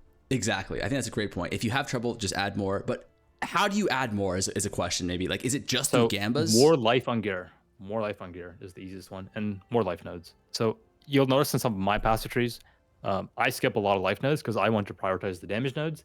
And I try to survive by, just moving out of the way of abilities, right? And then killing the monsters really fast. But if you think you're going to get hit by stuff, then here's what you can do. So you get more life nodes. You have more life than normal. And then you just farm lower level content. You just get higher level. You get more skill points. That way you keep your damage up. Okay, I see what you're saying. So we're not saying like we're getting like instead of getting 1.7k life, we're getting 2k life, and we're getting that 300 extra life off of our gear. It's more just take it a little bit slower, farm a little bit more, get a higher level, full clear the maps. I see. Okay. Yeah. Cool. Because I was about to say, like, how are we even getting more of this life, man? Like, the whole problem is that, like, we're broke. We can't afford, like, we can't kill the mobs. Levels, like, passive free nodes, gear. Got you. These type of things. I guess a benchmark you can use is, like, try to clear each map in 3 minutes or less. 3 minutes per map. Yeah. That's a decent benchmark to keep you moving. If you have the stopwatch map device that, like, it tracks it for you, you can always just, like, take a peek, every so often. Pay to win. Got you. It is pay to win, but that's how the game works. Life's pay to win. This is this is like Torchlight Infinity. Yep.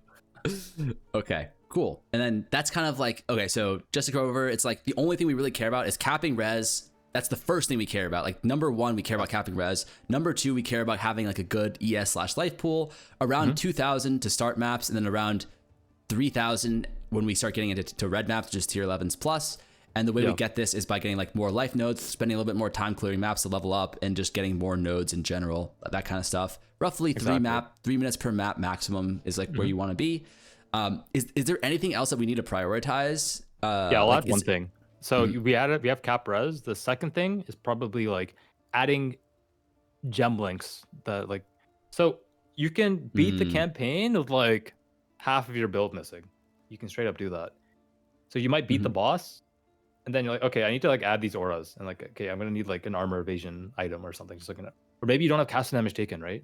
Which is actually a even bigger one.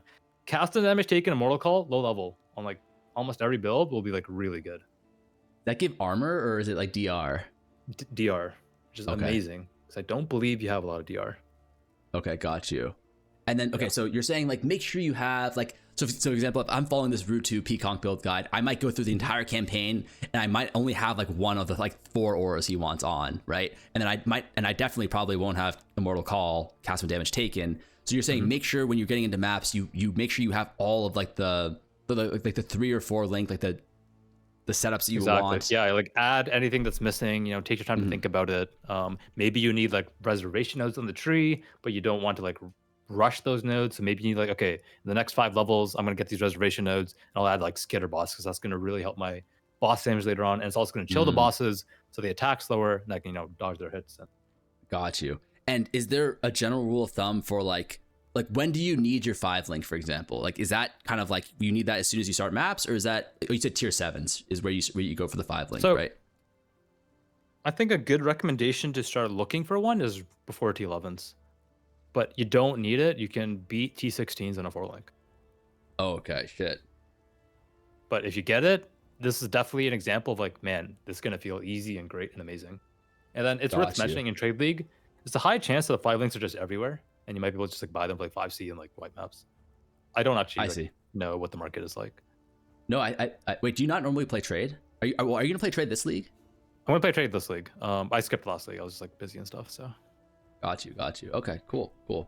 Do you know what build you're gonna be playing? Because if you do play like a Peaconk build, I would love that, and I would be able to like, you know, be like, hey, this is Havoc. You go to the stream, like that kind of stuff. Check out his YouTube videos. Like, I don't know if you do that kind of stuff for Leaguestart, like the whole, this is my build, this is the build update, that kind of stuff. But yeah. I think I'm looking into bows right now, and the reason for that is like I'm actually looking into bows, right? So, but Peaconk is on the list. okay. I've been, you know, I kind of just look at all of my requests, and Peaconk is like, you know, very highly requested. So it's like, okay, I should probably do that.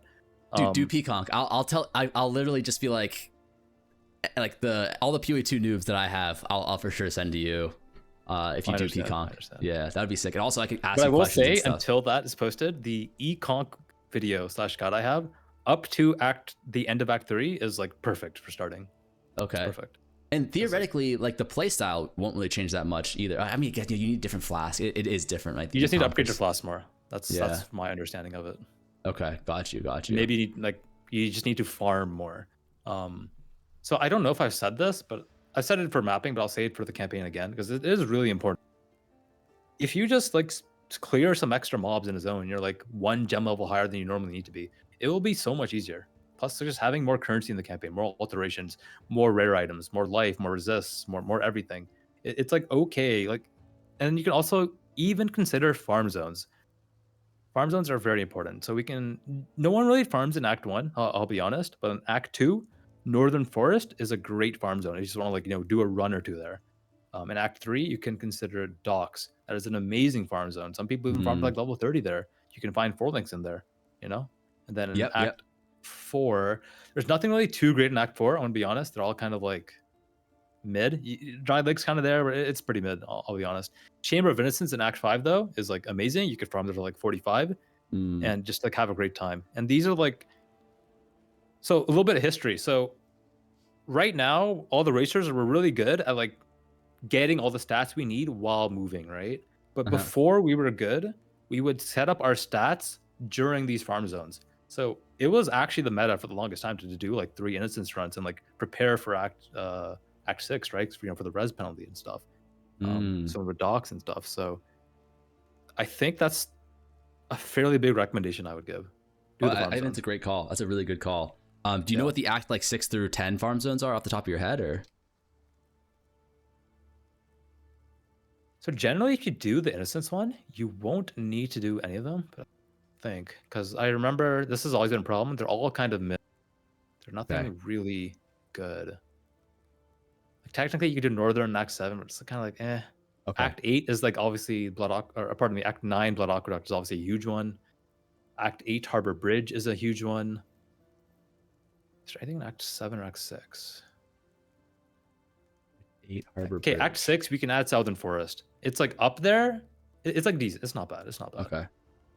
Act 6, Southern. Okay, but you're kind of saying that there's kind of like a break here where it's like, after Act 5, it becomes less necessary. You don't really to set need up. it. If you're having a bad time, or it's like I want gold, just take a break and do it.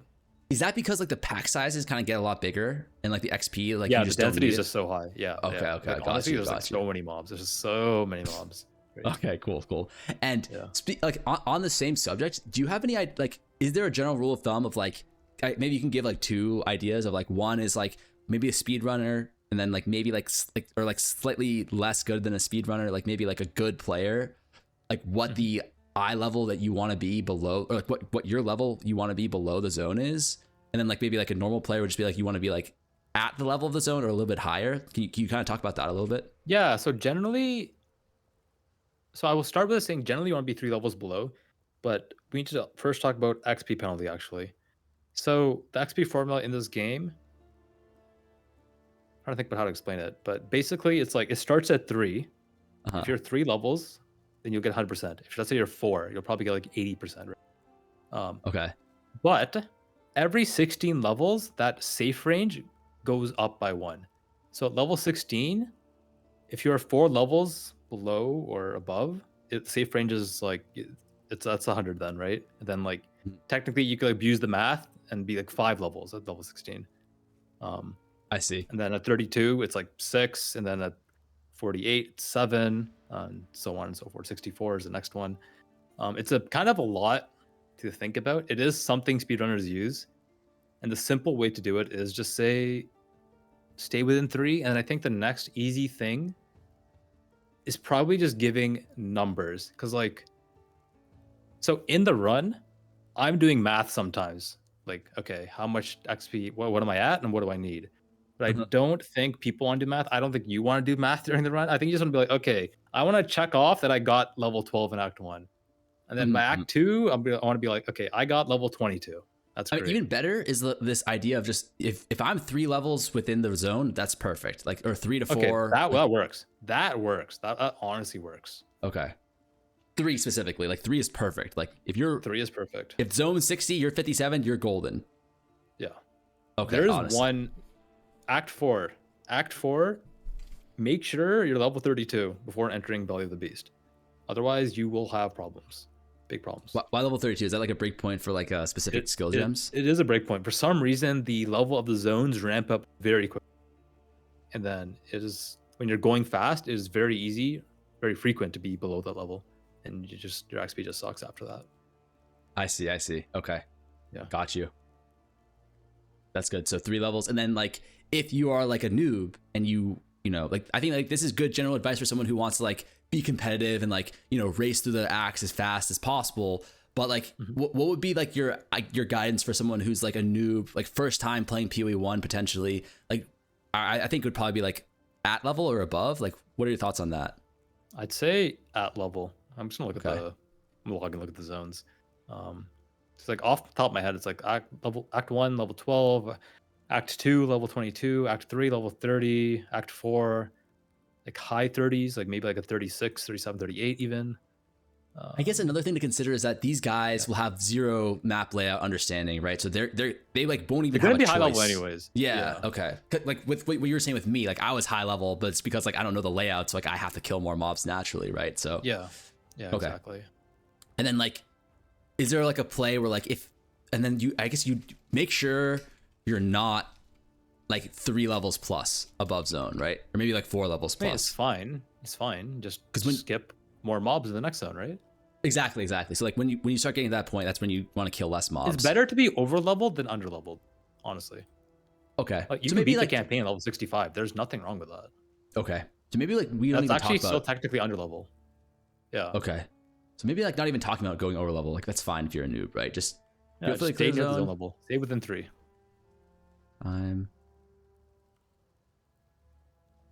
Okay. Awesome. So that's map prio. Okay. How about this? Let me just kind of go over like some of the stuff you told me, and then like if this makes you think of anything else you want to add, then just jump in. All right. So I already thought of something. I'm sorry. okay. Yeah. Shut the fuck up already. Yeah, I don't need it out of it. Crafting bench. You have to use the crafting bench. Bacon Doom It's very just important in this subscribed. game. Okay. You can craft resists. For 1 transmutation. It will be the majority of your resist crafts during the campaign. Earlier during this conversation, you asked how are fast players capping the resist? Is it just with the gear they find? And yeah, generally yeah.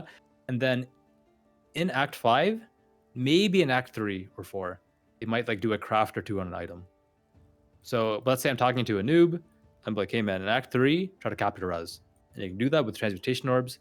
You're looking for gear that has an open suffix on it. It'll be 1 transmutation per craft. Okay, and is the only way to get to your bench to go to your hideout? Correct. So you do need a hideout.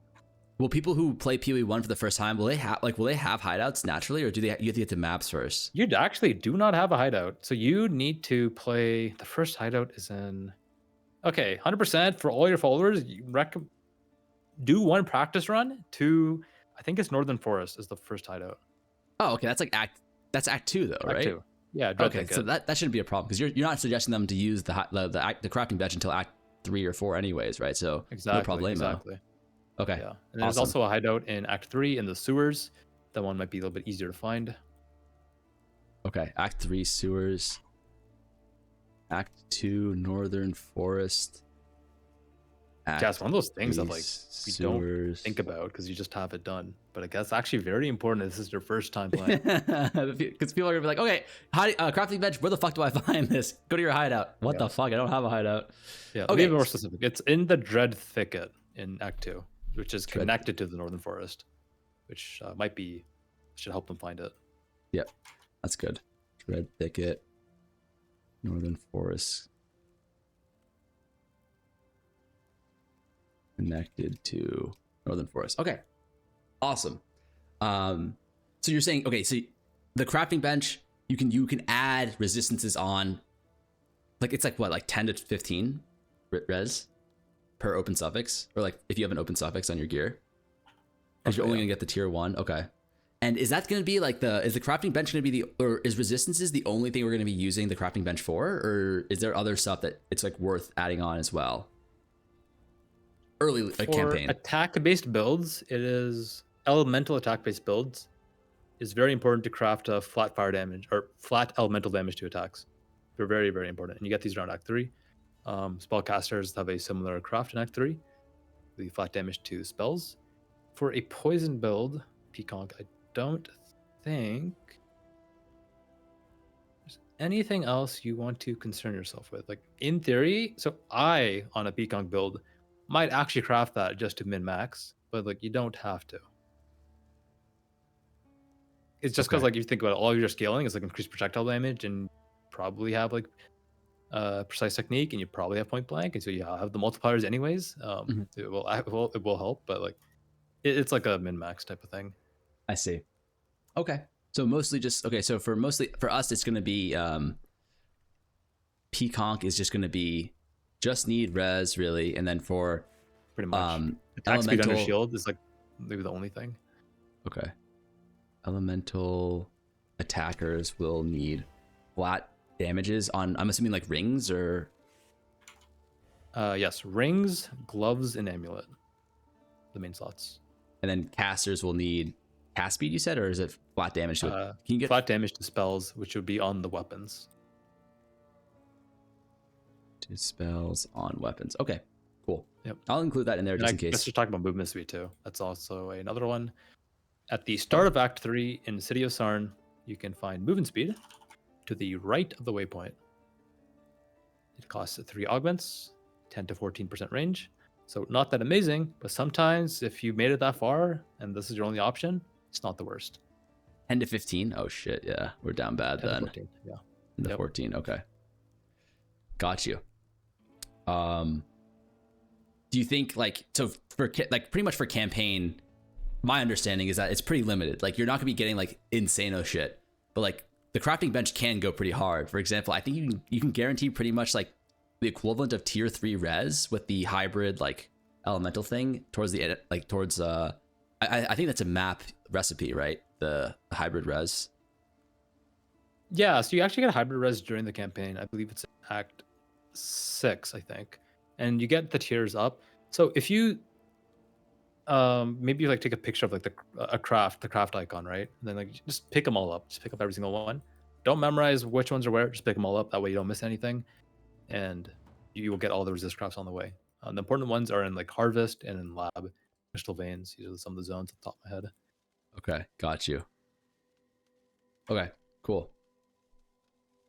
I might actually say on them if you don't like the undiscovered ones where they are. I'm not sure. I think I might have discovered most. Oh no, yeah. No, Yeah, they do mine are all discovered, say. so I can't see it right now. Okay, mine are okay. I have a lot of undiscovered ones. I forgot. I think I dropped out at Act 6 and I went heist for my first few bits of currency, and then I went straight hideout warrior. But yeah, it'll say on the undiscovered where you can pick up the recipes. So it is pretty convenient in that way. Mm-hmm. Awesome. And then in maps, gold. What's that? We talked about gold. The differences between PoE1 and PoE2. No, we didn't, but we can. I'm happy to talk about it. Yeah, so you only get gold by looting, basically. You don't get gold by vendoring items. You vendor items for currency, mainly transmutation shards or alteration shards. And you only get gold from drops, right? Yeah. Yeah, okay. Exactly. And I think we talked about vendor recipes. They are very powerful in this game. Okay, this is one of those things where I'm not sure what to say about this, because this is something that like I know vaguely about. Like I know there's some really OP vendor recipes. Like there's one where you can get like +1 on your wands or something like that, and then you can get like flats on your rings, or even just like get like the actual ring that you want, like the base. But I'm assuming that like that is going to be an issue of like you're going to need to remember like the recipes, and I feel like I don't know. That's tough, because I feel like that might be like, is that too min-maxy? Like in the sense that like, will people need that? Like I feel like you definitely need it, but like I for example, I've never used that the recipes in order to get through campaign, but maybe that's just like a weakness of mine. I'll give you the movement speed recipe. I was gonna take a picture. It's from the guide. I'm just screenshotting of it. Okay. So in the leveling guides I post, and I basically have like the abbreviated step-by-step, which is like if you've played a while, you can kind of, oh yeah, these are my links here, these are my links there. And then below that, I have like important leveling tips, just like here's the exact item progression. And then like here's like a bunch of important shit you should know. Like flat damage is important. This is where you get it from. Here's movement speed. Movement speed is really good. This is how Trinity works. These type of things. So I sent you the movement speed one. Got you. Bro, please make one of these guides for PConk. Holy fuck. That would be huge. I'll see what I can do. Like, guys, let's start the GoFundMe. Like, what is the target goal here for this? Okay. It's on the list. It's on... Cool. That is very helpful. Do you have like I guess there's probably a wiki of all of these recipes, right? Yeah, you can find them all on the wiki. That's probably gonna be long as fuck. Okay. There's someone already linked in chat. GG. Yeah, awesome. Cool. Yeah, keep going. If is there anything else that you? Oh yeah, I wanted to ask. So, you said Act 3, Act 4 is when you kind of first start using the vendor recipes for resistances on your gear. That'd be crafting bench. Sorry, crafting bench. Yes. Yep. For maps, is it just like every time, like you're pretty much every piece of gear you're gonna crafting bench something onto it, right? If you're gonna wear it, yeah. If you're wearing it, you're crafting benching something on, and that's gonna be like, if you have an open prefix on your gear, it's probably gonna be like life or ES, and then if you have an open suffix, it's gonna be like some sort of res or exactly. Prefix could be damage as well, right? But pretty much suffixes so main are always ones are life and resist. Those are gonna be the main ones, and of course you mentioned ES, so like maybe some ES, and then like nice to have would be like % increased evasion rating, for example, on like gloves. Like, you know, if you're gonna change your gloves soon, maybe it doesn't matter. Also, it might be expensive. It just costs more transuse than normal. So there's a lot of nice to have. The main ones, just life res. That's most important. That actually reminds me of, can you talk a little bit about flasks, like specifically campaign, and then maybe yeah. Okay, I have mapping flasks in my mind. So you want campaign flasks. For PConk in particular, you want to always be upgrading your life flasks when I play Peaconk, I actually run 3 life flasks, just so I Yeah. always have a lot. I'll always have charges. I don't know what your guide recommends. Maybe it recommends picking up field medicine, which essentially helps with recharging flasks. Then another node the guide might take is replenishing remedies, which also recharges your life flasks. Uh-huh. Once you have these like recharge life flask mechanics, you can kind of go down to 2 flasks. But if you Okay. don't, then you can run more. And then for important flask, before I go into suffix, actually, for Peaconk, for prefixes, you basically want your flask to recover a large amount. The more they recover, the more damage you do. So, which also implies you should be upgrading your flasks often on Peaconk. So for suffixes that are generally important, you want freeze immunity because getting frozen sucks. You want corrupting blood immunity because, well, it's like a physical degen and it stacks very quickly and you can die very fast without it. It'll also cover bleed with the same suffix there. Oh, so corrupting blood will like 2 birds with 1 stone, corrupting blood plus bleed. Exactly. Okay. Those are the main ones. Everything else, like you got poison immunity, sure, that's cool, but you're not going out of your way. You got shock immunity, that's really cool. It's nice, but whatever. You got ignite immunity, cool, but it's all about the freeze and the corrupting blood. Makes sense to me. Yeah, and I actually have a trick there. So the Quicksilver you got from Hellrake. So this is why I told you to get level 4 before fighting Hellrake. When you take the Quicksilver from him, it will be item level 4, which makes it easy to roll immunity to freeze on your Quicksilver. Oh. Yeah, this is the pro strat. Ooh. And it's like you transmute it and you might just first try it. And maybe you have to do like a couple. And then I would roll that around Act 6. Okay. Roll around Act 6. And okay, so it is worth it to roll this. Because like alterations are gonna be quite expensive early league, I imagine, right? Yeah, you're not really, no one's selling these things, you're not really buying them. Like you're like kind of playing SSF for a bit. Okay, got you. Cool. So 3 life flasks, 1 mana flask, 1 Quicksilver. Yeah, that's good. You get a silver flask as well. That's amazing. For defense, you can add a jade or granite. I don't think you're gonna have a lot of % armor on your build, so I think the jade flask will probably be the way to go. And you're gonna get that in Act 5. This is your first guaranteed flask. Act 5. Okay, so then by the time we get the jade flask, we're gonna drop down to most likely like 2 HP flask. Wait, do we need a mana flask, or is that just like PoE 2 brain? I'm trying to think. I think you do during the campaign. I'm tempted to say when you get leech, you can drop it, but there's like certain breakpoints and mana cost and how much mana you actually have. Basically, it'll be easier to drop the higher level you are because you're bigger. I don't know the exact point right now in Peaconk. I think right now my Econk runs, which is a very similar build, I kind of just keep the mana flask on for kind of the whole run. It's for those small scenarios where like, I'll say I'm spamming shield charge a lot, right? And I go out of mana. I want to heal back up. Or I go on a boss, I just want to heal back up. And then like entering maps, I'll drop it. But you could get away with dropping it probably somewhere in part 2. I don't know the exact breakpoint though. Okay. So then I guess when you, like, assuming that there is some sort of breakpoint where like maybe we can start getting some leech or something to fix our mana issues, and like maybe this is like later campaign, like it feels like, or maybe even early campaign. Oh, okay, so early campaign, it feels kind of like we're going 3 life flask, 1 mana, 1 Quicksilver, right? Yeah. And then maybe like starting from Act 5 is when we want like 2 life flasks, maybe 1 mana flask, a jade flask plus Quicksilver, or is there something that we want to replace the mana flask with? I actually want to change it early and your mid. Okay. I would say you can also do 2 life flasks, 2 Quicksilver, and a mana flask. I see. Because hey, you got unlucky. Remember from the kind of strong box. Yeah. And if you do get unlucky, you can also do the old field in Act 2. Though there's the zone called the Den. It is the first zone on the right of Act 2. So you enter the old fields. You look for like a cave. You go inside. You search for a bear. You defeat the bear. Go to town and talk to Yina, and you get a guaranteed Quicksilver flask. Guaranteed. Okay, it's quest reward. Quest reward, yep. Might actually be better to do 2 Quicksilvers just because we got to be honest, right? You guys are going to run into some dead ends. You're not going to know layouts. So like it is easier to manage 2 than 1. No, that makes sense to me. Yeah. Some quest rewards we should go over then. So in Act 5, I mentioned you can get a Jade Flask there, but I'll just give you the other options. The vendor also gives you like Elemental Resist Flask, Ruby, Sapphire, Topaz. You can also give a Diamond Flask or an Amethyst Flask or a Granite Flask. But out of all those options, I would recommend the Jade for you. Jade, okay. Yeah. And then in Act 7... Okay. Yeah. You essentially have a very similar list.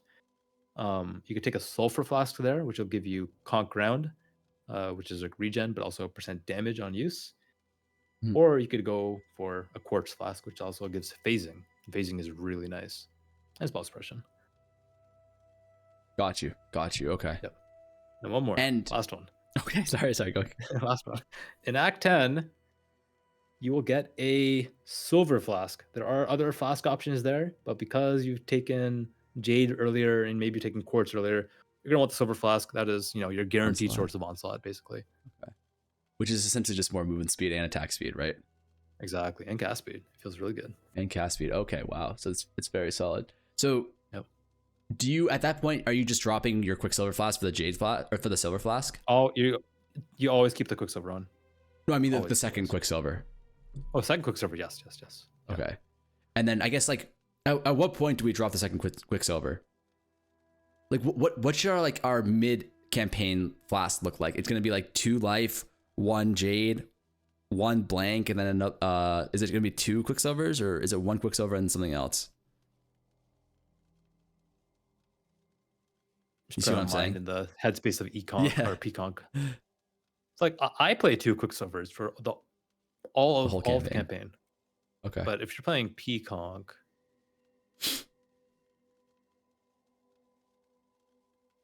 I mean, yeah, you probably just when you get the Silver Flask is when I would drop. So, but then so the extra variable I'm thinking about is, okay, do they need the Jade Flask? Like, I don't know, because it's like conditional defense, right? Like, can they use it preemptively? Yeah, that's a good question. Because at that point in the game, can you pretty much have your flask up the whole time? Like Act 6? You can. Kind of. But then, realistically, they will run into dead ends. See, there's a lot of ways to live here. We could recommend, like, let's say, 2 life flasks, Quicksilver, Silver, Jade, or something. Or I guess Quicksilver, Jade, mana. At this point, there's no Silver Flask yet. It's not the worst recommendation. That's probably the way to go. Yeah, that's probably the way to go. Okay, 2 Quicksilver, Jade, 2 life. I like that. Yeah. But okay, cool. It's optional, right? It's I'm not gonna lie, it's a weird mindset for me because like I always try to like empower people to use the best strategy. And I'm like, wait, what if they're a noob though? What if they can't? And it's like doesn't exactly compute with my brain because like no, they can do it. I believe in you. You know what I mean? Like just press the button. Sink or swim, brother. Yeah, exactly. That. Sure. No, I think that's a good plan though. What you suggested. Yeah. Yeah, this is a lot of information. I'm trying to like summarize everything in my mind and like see like what's missing. But I think this is like you gave me like a lot of really good information. Early maps, early campaign, like campaign leveling zones, flasks, quest rewards, personal level formula, map prio, crafting bench, gold. Is there anything else you can think of? Because I do have some specific, what's it called? Like late map questions that I want to ask you and I don't want to forget. Okay, well, I will mention this for actually getting better. So there's always a difference between like theory and like, can you use it? Do you actually use the information, right? So here's how I actually practice nowadays. Because like some days I don't have a lot of time. Maybe I haven't even played the game for like a month or two, right? I will just, let's say I want to play Econk, right? I will just watch just the Act 1 and I'll log in and do it off memory. And it's very important for me to go like, what do I not remember? Oh, that's what I don't remember. I'm going to practice just that thing, for example. So the recommendation I would give is like, watch a fast run and kind of just like make notes of what they do. Maybe you want to make mental notes, or maybe you want to actually write things down. Like, oh, he bought an iron ring right here before dollar. A lot of people made that note. So like, maybe that's very important for a lot of people. And then like, okay, then try to do it yourself. Repeat. Got you. Okay. So number 1 is study other people who are better than you. And then number two Yeah, would exactly. be, That's how I got better in the first place. Yeah. yeah, I think it's a great suggestion. So do you know any good speedrunners? I know this Havoc guy. He's okay. Okay, Havoc, questionably good. We'll put him down on the list. Maybe we have to check him out a little bit more.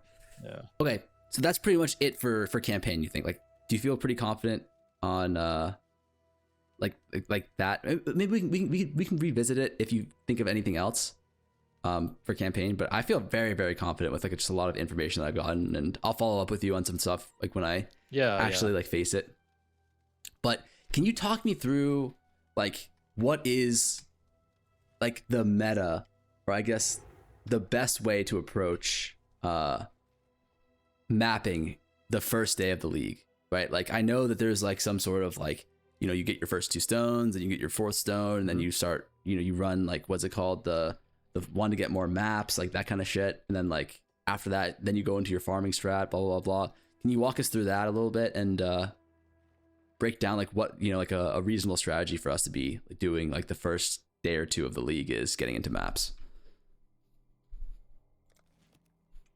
Took some notes about a similar topic. I'm just gonna find it. The fuck did my... Is this bugged? Oh, it's because I'm on SSF. Okay. So I think what it comes down to is you could always break it into 2 parts, right? There's like low investment, like easy to get started strats. Then there's like high investment strategies, you know, like scarabs and like, or like maybe like T17s or T16.5, where you need like a lot of build power to run them efficiently, right? And the question was, what is like the general recommendation on like how to, like, is it like to think about mapping, how to progress it? Like, is the goal to like make currency? You know what I mean? Like have a strong I guess character? my question is, how do people get to that point? Like of that, like, because before you can even farm tier 16.5, so you need to get like a lot of good gear. You need to set up your atlas. Like Zuko was telling me, for example, like the play is you rush, like you don't give a fuck about any sort of currency generation. You just rush, you know, all of your atlas points. You rush your first 4 stones, and then you start thinking about doing like the higher tier juice. Or actually he said do all that, and then, or like the strategy that his group is probably going to do is rush all their atlas points, rush their 4 stones, rush destructive play by like hour 10, farm those maps, and then they'll consider doing like actually juiced maps with like scarabs on like tier 17s or something like that.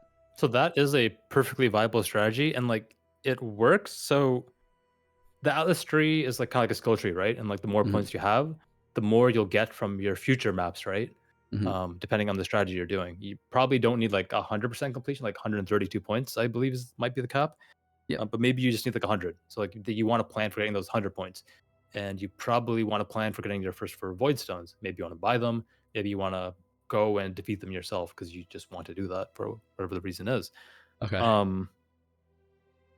But the reason I'm pausing a little bit is like maybe you have a strategy where you don't need to like rush into maps, right? For example, some people heist, some people do sanctum. Like they just unlock during the campaign and they just do that, and that works, and you can make a lot of money doing that, right? So it's not like you have to rush 2 stones or you have to rush 4 stones. Sure. Like there are like some niche strategies where you get like 40, 50 atlas points, and like you just start farming like Legion or like some mechanic and like white maps and stuff because it's very efficient, right? And a lot of people, what I've noticed is the theme I've noticed is like people kind of tailor it to like their skill level and like also their available playtime. I'm gonna talk generally for a bit first, and I'll get more specific. It's like I've also noticed like people will invest into things that will inflate later. Like I'm trying to think what's a good example. Like Beast is one. Is it Beast? Yeah, Beast. I think Alva. Yeah, it might be Beast. Yeah, Alpha Temples, just like all the things that are like really expensive, like a month in, like they'll invest into them like first day, first week, these type of things. Because like, man, I can play the first 3 days, but after that, I'm busy 9 to 5, right? So yeah, and you can look up all these things. I believe on the PoE Ninja economy section, you can just kind of check like, hey, what was the price on these things? And I think it even has like a nice chart, like track. So got you. So this is a bunch of options, but then you're asking for yourself or for players? Like, what should you be doing? I think for myself primarily, but also for players. I mean, I'm just thinking of like someone like me who could have like say I can get into maps like 6 hours in or 5 hours in if we're being generous, right? Like like what should my goal be, like in terms of like if I want to be efficient as possible, I do want to get to the point where I'm farming, you know, tier 17s, tier 16.5s, like that kind of stuff. What is like the best route to get there while also like, you know, obviously being able to fund my build with the currency that I generate throughout this process? Yeah. So conceptually, it's like you enter maps, your character sucks and is weak, and then your goal is to then make your character strong to then do that, you know, high investment, high return farm, right? So Sure. then the question is, what do you do when you enter maps to A, make currency, but also B, increase the power level of your character? And then you kind of just go through the options, right? So I'm just going to list options, and you kind of just like you pick what you want to do. Maybe you just do one, maybe you do all of them. Like for example, you could do early essences. So you build a trade around essences. Maybe you do early harvest. You sell harvest juice. That one's generally always pretty popular. You did already mention destructive play. That's around like you know, it is farming T16s. If that's too difficult, maybe you want to do something that's easier. For example, harvest, getting all the harvest nodes and all the essence nodes earlier. That is a lot easier than, you know, destructive play farming. You're gonna need to be somewhat good, a little bit sweaty to do that. If you can sell maps, if you can get up there quickly and sell maps, that is a lot of money, right? Because getting up there fast is difficult, right? Same. Is this if you can sell bases, that's also good. Go ahead. So I was talking to Zuka, and here's the thing: I was like, Yeah. it's like maybe you guys are not the best people to ask about this because you're like mostly an SSF player, right? Like hardcore SSF. So I've been primarily playing softcore trade for like I don't know how many years now. Oh, okay, okay. Then So fun. I started on softcore, Mhm. and then okay, this is like fun side story, dude. Okay, I started on softcore, and like I got first 100 right in the game, and then like Oh shit! all these like hardcore leaders started flaming. He's like, softcore noob, you die in like docks or something. And then I played hardcore for a bit, and I just like chained a bunch of W's, and you know, and I was like, all right, Yeah. I'm back to softcore now.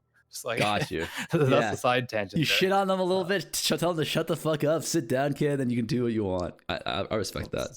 Something like that. So okay, so you do have a lot of knowledge on like specifically the trade aspect of it. But like so my question then was like Zuko was saying like, okay, if you can do destructive play for like the first day, right? Like first 24 hours, it'll still be pretty profitable, and then like starting day 2, it's like that's when it's like probably you should switch into a different strat. It's like not efficient anymore.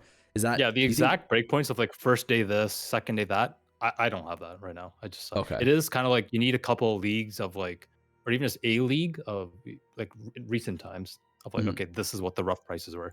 You know, skip last leagues. I don't exactly know. What I can tell you is like if you are fast, destructive play IMO is the thing for people that are fast. Okay. But if you are not fast, maybe you want to do something like essences, or you want to do something like harvest, or like Elva temples. Maybe you want to do blight. Right? How or fast heist. is fast? Because like for you, fast is like could be like 3-hour campaign, and then like get to destructive play at like 6 hours. So I got no these are clue. real numbers. Real numbers is like a group on Leaguestart with like a bunch of sweaty nerds like myself, Zuka? with other sweaty nerds. Yeah. We can get to maps in like 2 hours, like 10 minutes or something. Like Jesus with Christ. like a crash or two from in like maybe 20 minutes of queue and stuff. It's like we were just sweaty like that. We just put the practice in, and then we'll take like an hour and a half to get to like T16s. And from there, another hour and a half or 2. So that's like 3 hours total. Like, so yeah, it is 5 hours to get to destructive play state. That said, the market's not really there to buy it yet, right? So like maybe it's 10 hours in, the market is there to like actually buy these maps, right? So like we're just like farming and printing. Okay. So like theoretically, but like okay, how if I maybe this is a question I can ask you. You're a finance guy, right? So like you understand that like there's like a period where it's like if you have the product ready, you will get the 80% of like, you know what I mean? Advantage, yes. Exactly. So like if the market, if it's at 10 hours is where the market is hot, and you can get there in 10 hours and you can have the product ready to sell, then you're golden, right? But like this is where like you got to do the math. You got to be realistic. Like, okay, am I gonna get there in 10?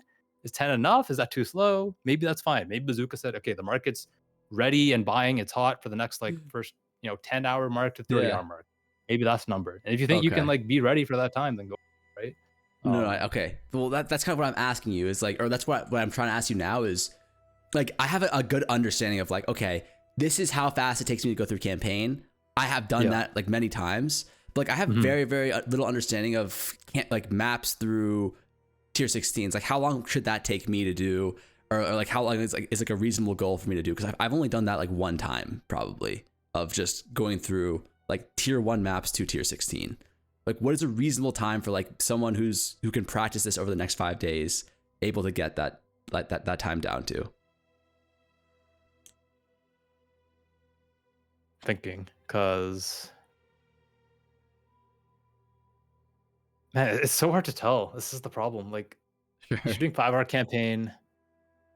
Mapping is significantly easier than campaign for sure, because the layouts get very consistent. Your build's kind of blasting at this stage. Most players are a lot faster in maps than they are in campaign.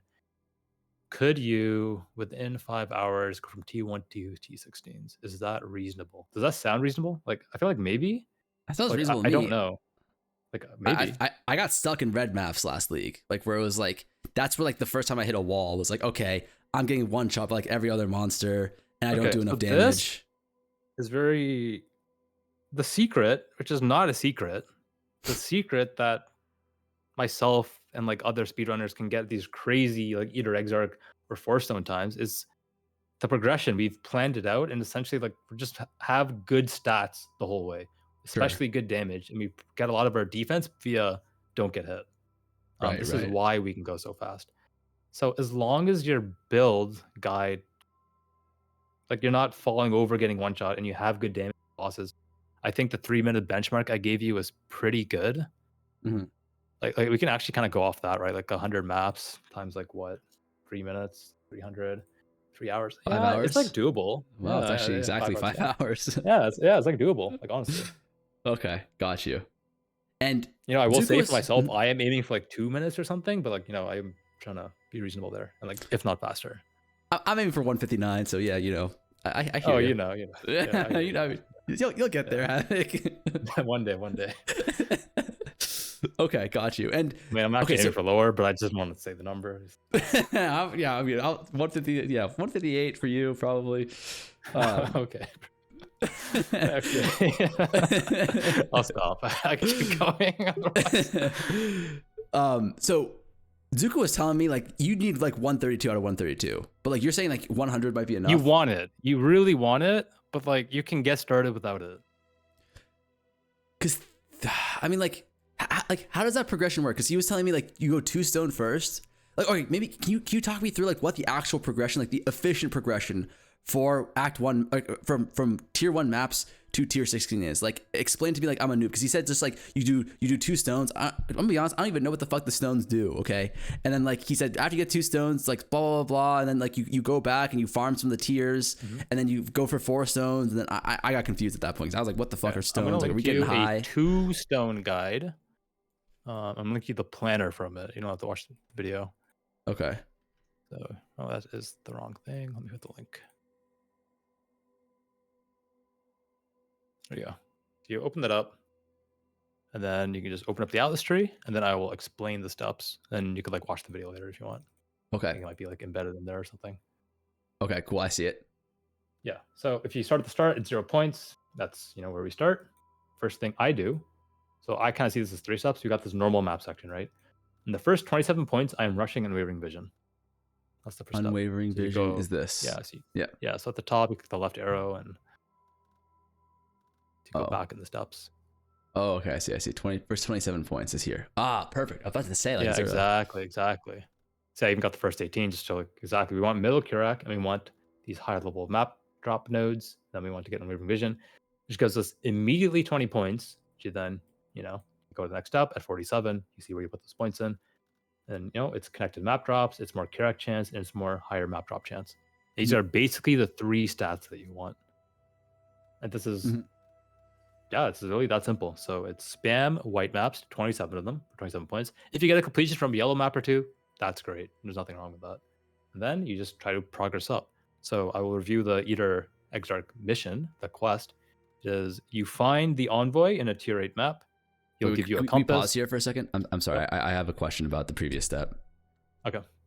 So you're saying the first 27 points is probably going to be mostly from white maps. Correct. In Path of Exile 2, for example, it's like every time you complete a map, like you're almost guaranteed like the next step. Is this a situation where you're going to have a bunch of yellow maps saved up and then you're still running white maps? You might have a couple. You might have like 3 or 2 yellow maps saved. I'll be honest. Okay. So it'll feel pretty natural. It's not like you have all these, you don't have all these yellow maps that you're just holding on, and then you just feel like, oh, I have to run all these tier 1, like all these white maps because like I need to get the points. It's like, no, it's gonna take you a long time to actually get to like your first yellow map, right? Yeah, so you can go there sooner. So Kirak is the GOAT because he provides Kirak missions, essentially like a free map based on the highest tier map you've ran. So if the highest tier map you ran is a tier 5, then he'll give you a tier 5 Kirak mission.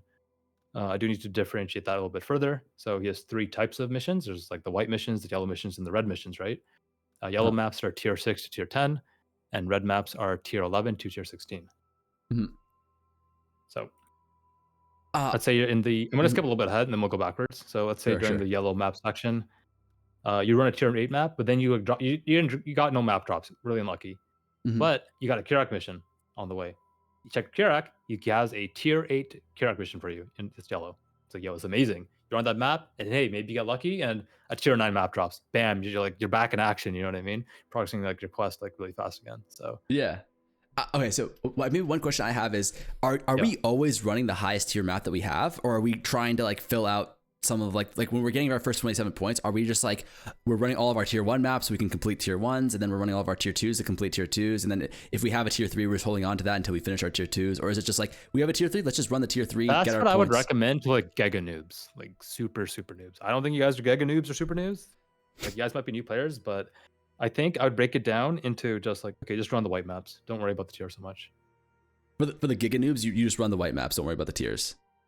Yeah, or for us, just focus on running all the white maps, and then just focus on running all the reds. That's like this very simple, missing some nuance version, which we'll need to add a little bit later. Version. And then for the non noobs, we're running the highest tier map we can run? I think maybe I missed. So let me differentiate. Let me differentiate further. Okay. So we really want to get. So here's the thing. You enter maps, and Kirak is immediately selling maps to you if you have the currency to buy it. He will. You can buy a tier 6 like right away. Like, you can do shit! That. Okay. Like you might not drop anything in return, and like you could run it, and you might not even get it right. And like that kind of sucks. You know, it's like, oh man, that sucks. It's like, so the reason we're getting all of these points is so that as we go up the tiers, we get some consistency, and we increase the probability or likelihood that we'll get a Kirak mission or get a map drop of a higher tier on the way. We don't want to get stuck in like tier 6 or tier 7. Basically, if you don't do a tree that maximizes the stats I'm recommending, you can actually kind of get stuck on progressing. So okay, got you. Okay, I think I understand. So like essentially each point that you get makes it so you're like more likely to get a higher tier map, right? And then exactly, if you start with your highest tier maps and you don't have enough points, you can get fucked. You could fuck yourself in a way because I see. You'll get lucky, but like you want to stack the odds in your favor. That's tough then. So like, is there kind of a general rule of thumb of like you were saying like, so no, what I'm doing is the tree I linked you. That is exactly what I'm doing.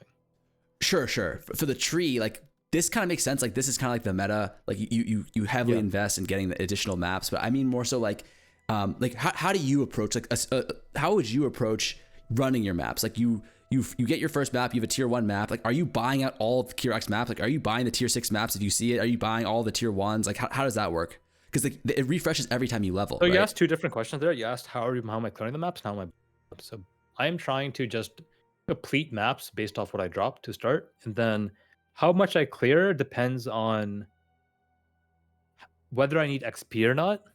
So that's like a little bit of build dependent, right? Like what your clear like. You probably want to clear a decent amount of white maps. You can just boss rush, but you progress so quickly nowadays. You can actually get under leveled.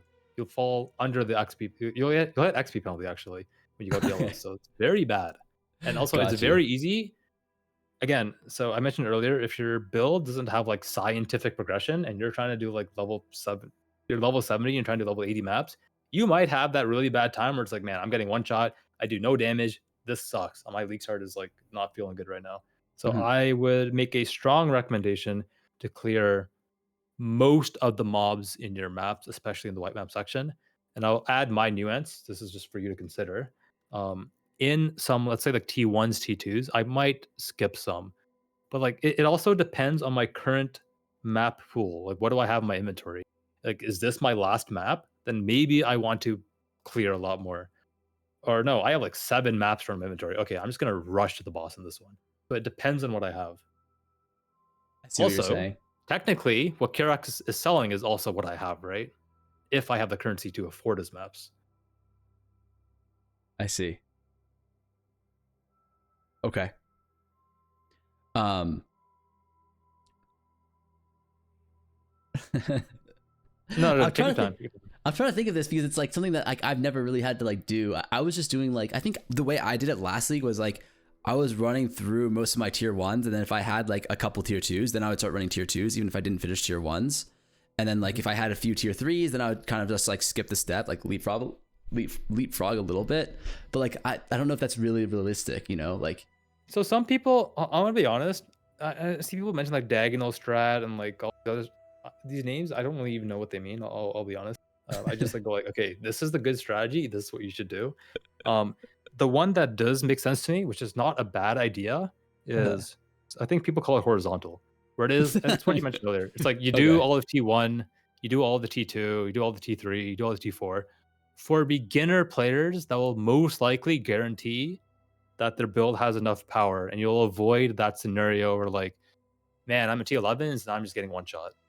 And I believe that's why people recommend it. There's definitely a lot of quote unquote lying to new players in this game because no one wants someone to like play their build and then get to maps and then like they just have a bad time, right? It's kind of the reality because a lot of people, they don't really read or watch guides, so like they just need something easy to hang on to. So no one likes getting flamed by a bunch of people, so they go like, hey man, just do the strat, which is technically not the best if you're trying to go fast, but I guess no one really needs the fastest, like best strat. People want a strat that works, and a horizontal strat that does work. It does get the job done.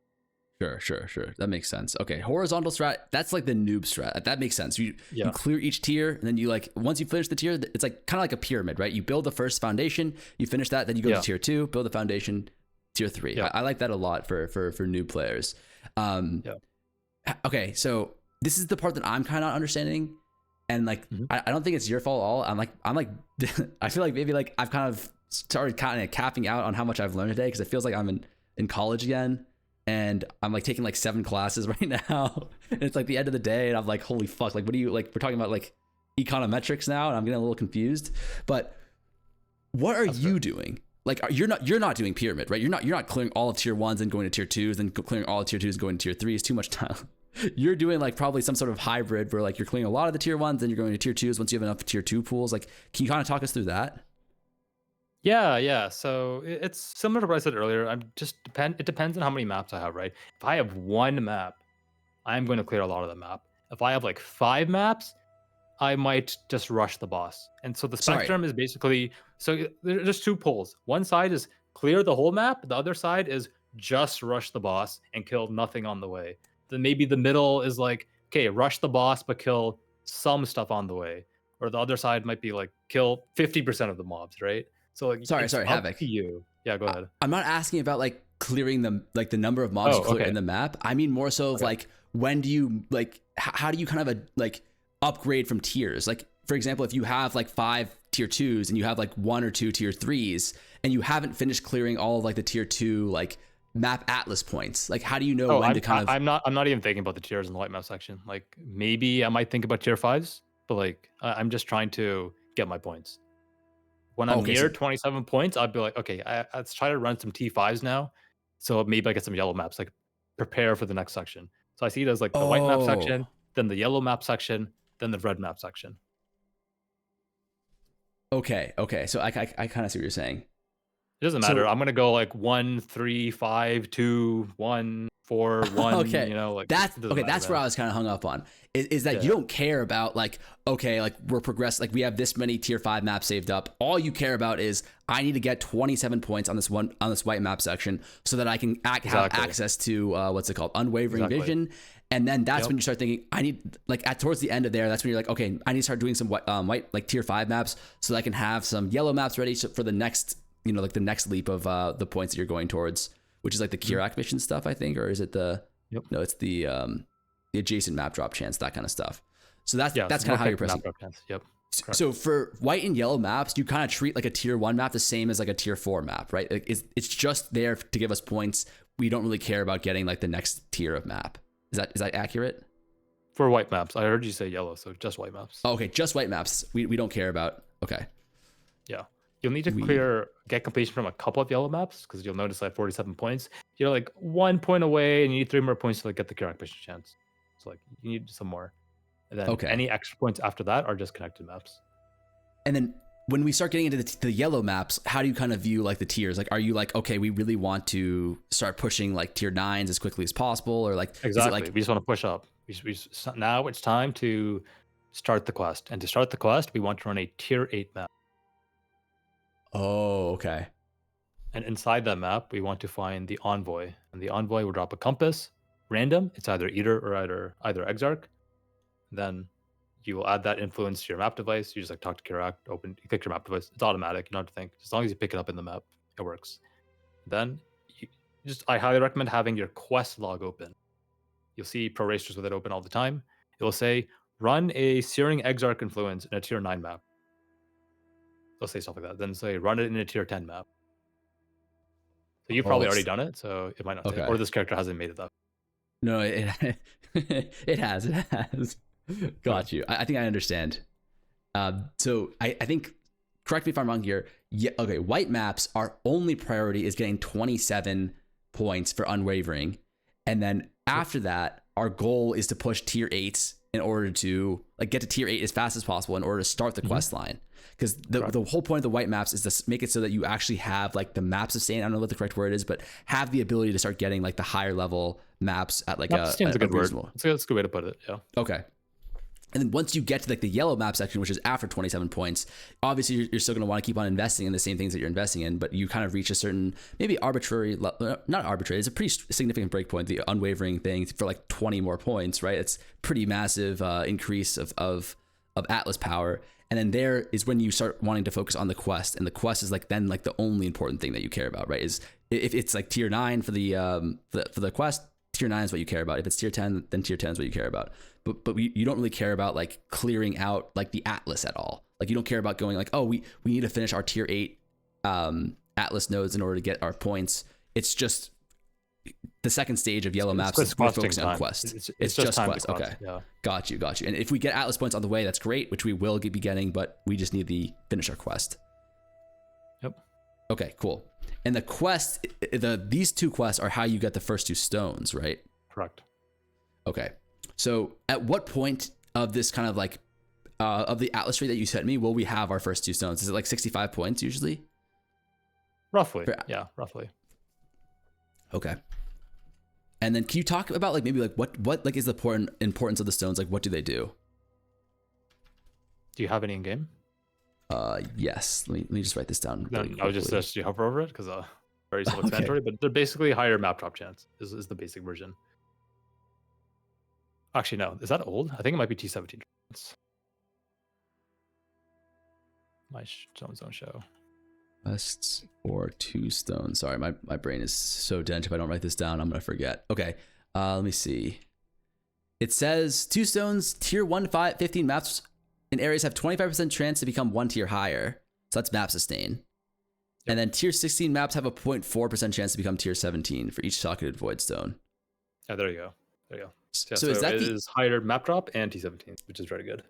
Is there some sort of situation where like when you have 1, like each one individually does that, but then when you have 2, there's like some sort of special power, and then when there's 3, there's a special power, and then when you have all 4, you get like an additional bonus? Don't believe there's like special powers. It's just like you just get more of the stat. Got you.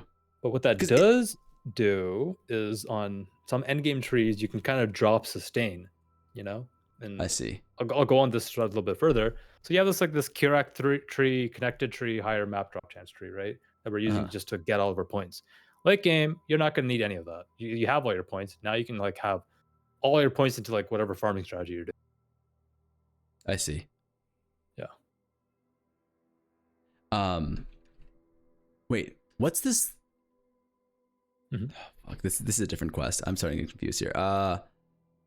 Wait, how is it that you can have like every map be tier 16? Is that not the stones? That is the stones. Oh, okay. So when you have all, is it like when you have all 4 stones, every map then just drops as a tier 16? Correct. Okay. And then you still get the map you want via the favorite map system left. Got you. Okay. And if I guess once everything starts dropping as a tier 16, does that kind of fuck you on like trying to get the correct No, because you have to remember, you could just use Kirak missions and new information. Kirak missions will, I think they're weighted towards maps you have not completed. So farming strat, actually, in the past, people will not complete a certain map, so their Kirak missions will give a certain layout, basically. And then you can take that a step further with like, this mission is guaranteed to drop a stack of divination cards. So it's like, oh man, what if I drop 5 apothecaries? Yeah. Oh, Some shit. other map that's probably a bit more likely, you know? So there are strats like this. This is a bit more advanced, but like, I think for you, it was worth mentioning. So yeah, is that still meta? Like, is that still a strat? I'd have to ask Bazooka or someone with a. Okay. But yeah, that's crazy. I do know it was a strat for a very long time, though. That's actually crazy. Yeah.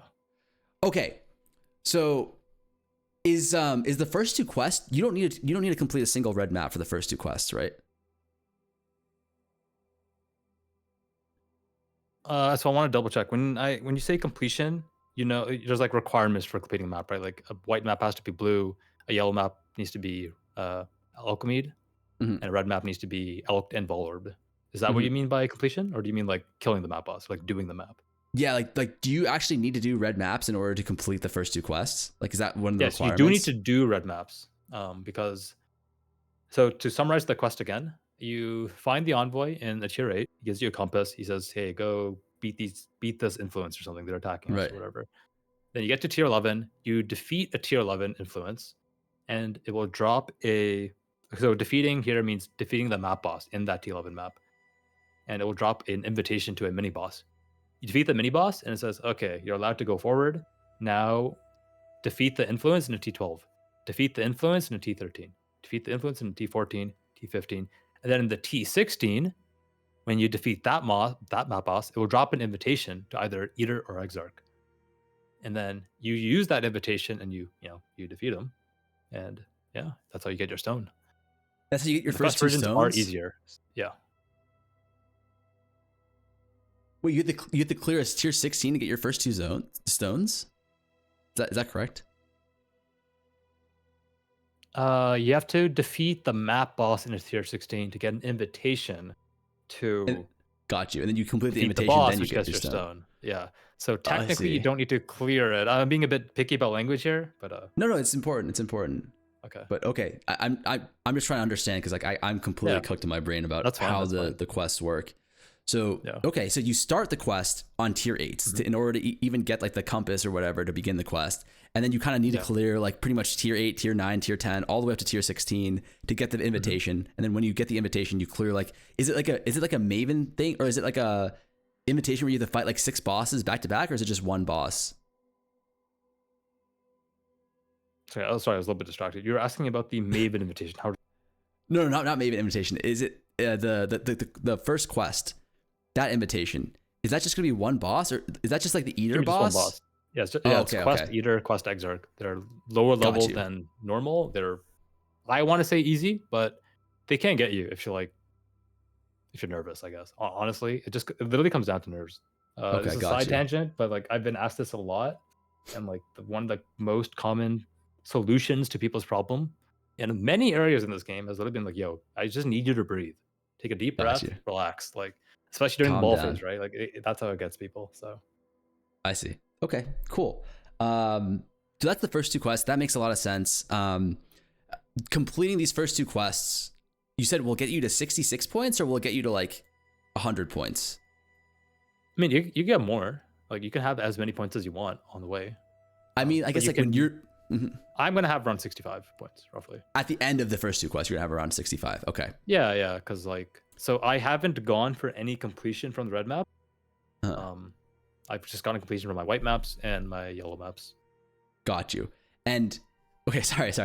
This is just so I understand. So the white maps, we're getting 27 points. We're going to yellow maps.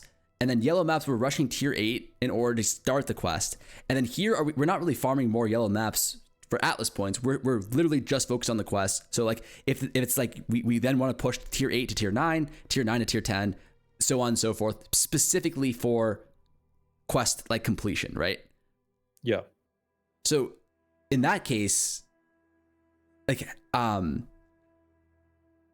we really won't be getting that many more points during this quest, because the 65 quest points that you have, unless you want to, but like the way you do it, like the efficient way to do it is you're kind of ignoring getting more Atlas points. You're just kind of pushing higher tiers in order to complete the quest, in order to get your first 2 stones. And these 65 points you have realistically are only like 45, right? Because the 65 include the unwavering vision. Is that correct?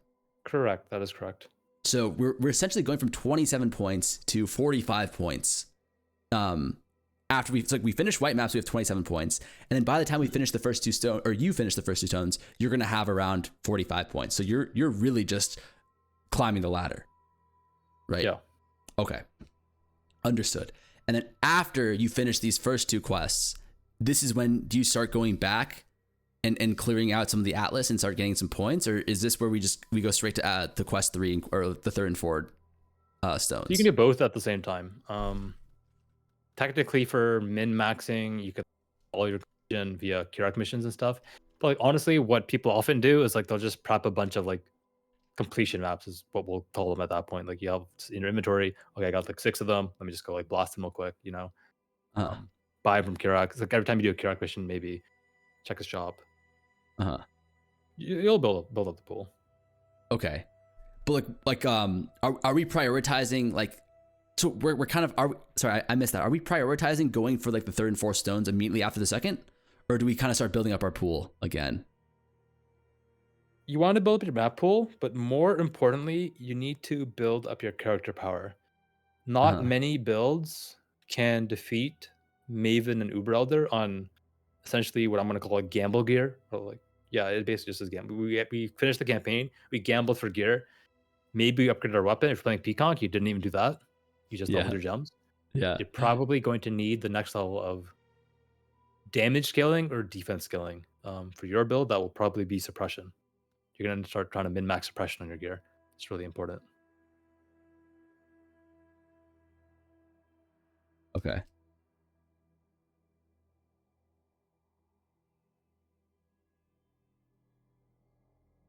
I would summarize it as with campaign gear, you can beat the 2 stones, but you need to upgrade offense/defense for 4 stones.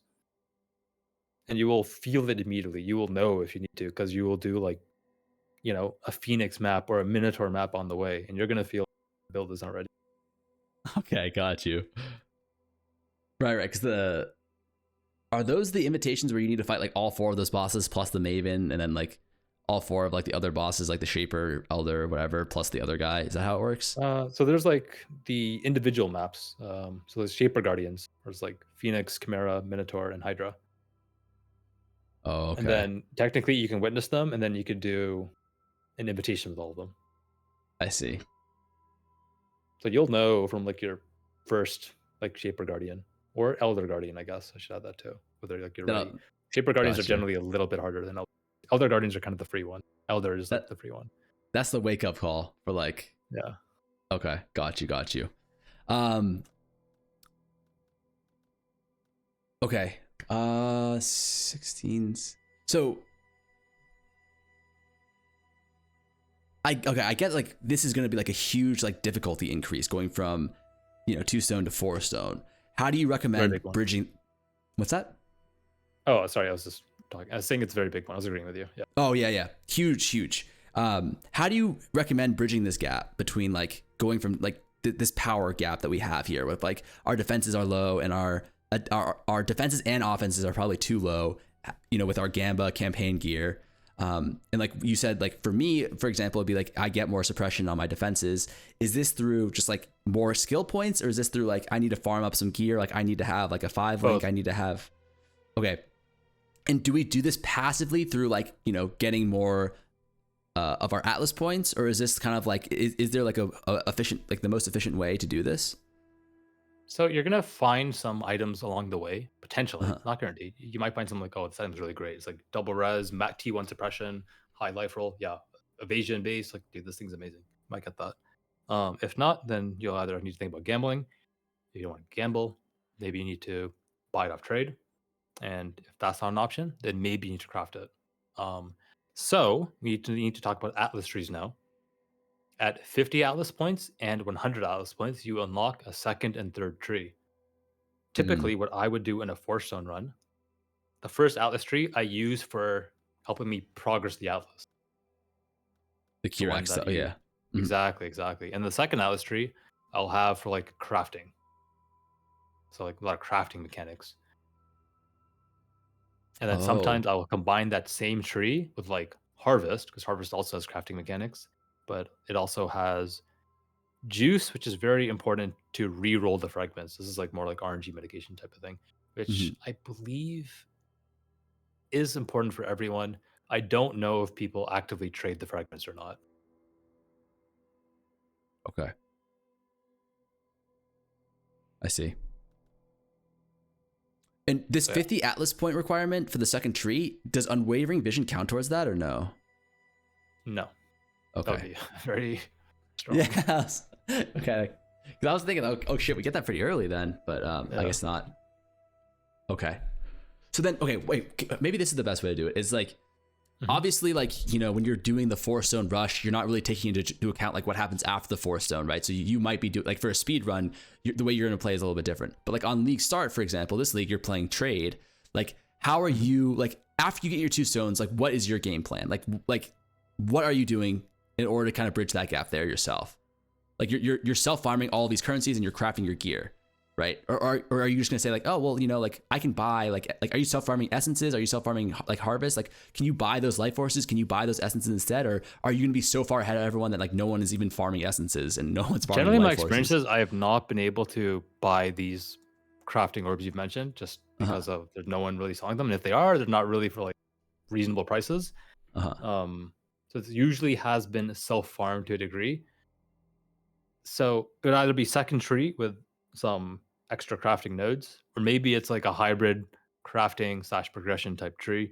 Um, I guess it's important to mention that after you have 2 stones, you have access to altars. So I can generate a lot of currency. I think from memory, Exarch drops a lot of chaos orbs, for example. And like theater has something he drops, which is like a lot of money. And yeah, you just kind of like gotta pick one and you use that currency. So yeah, what I'm gonna do is like I'm probably going to use the currency from farming maps. I'm gonna use the currency from selling maps to then find my gear. But if that wasn't an option, let's say, yeah, I could not sell maps for some reason, I just wasn't allowed, you know, like handicap or something. Then yeah, I would look into buying the crafting orbs or generating the crafting orbs myself. In Wait, I'm sorry. SSF, I would generate the crafting orbs myself as well. That's worth mentioning. You're saying when you say like you're using the maps that you farm to fund your gear, like yeah, you're selling the maps. At Steve Trade, I would sell them to other people. Like I would have such an abundance of maps, I could sell extra ones. Right, because that's only because like you're the first one there. Like no one else is like tier 15s. Okay. Exactly.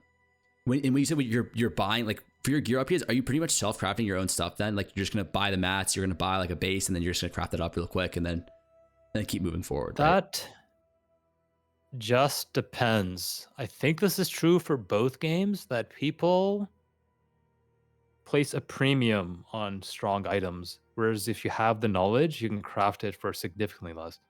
I'm tempted to say craft for most items. Okay.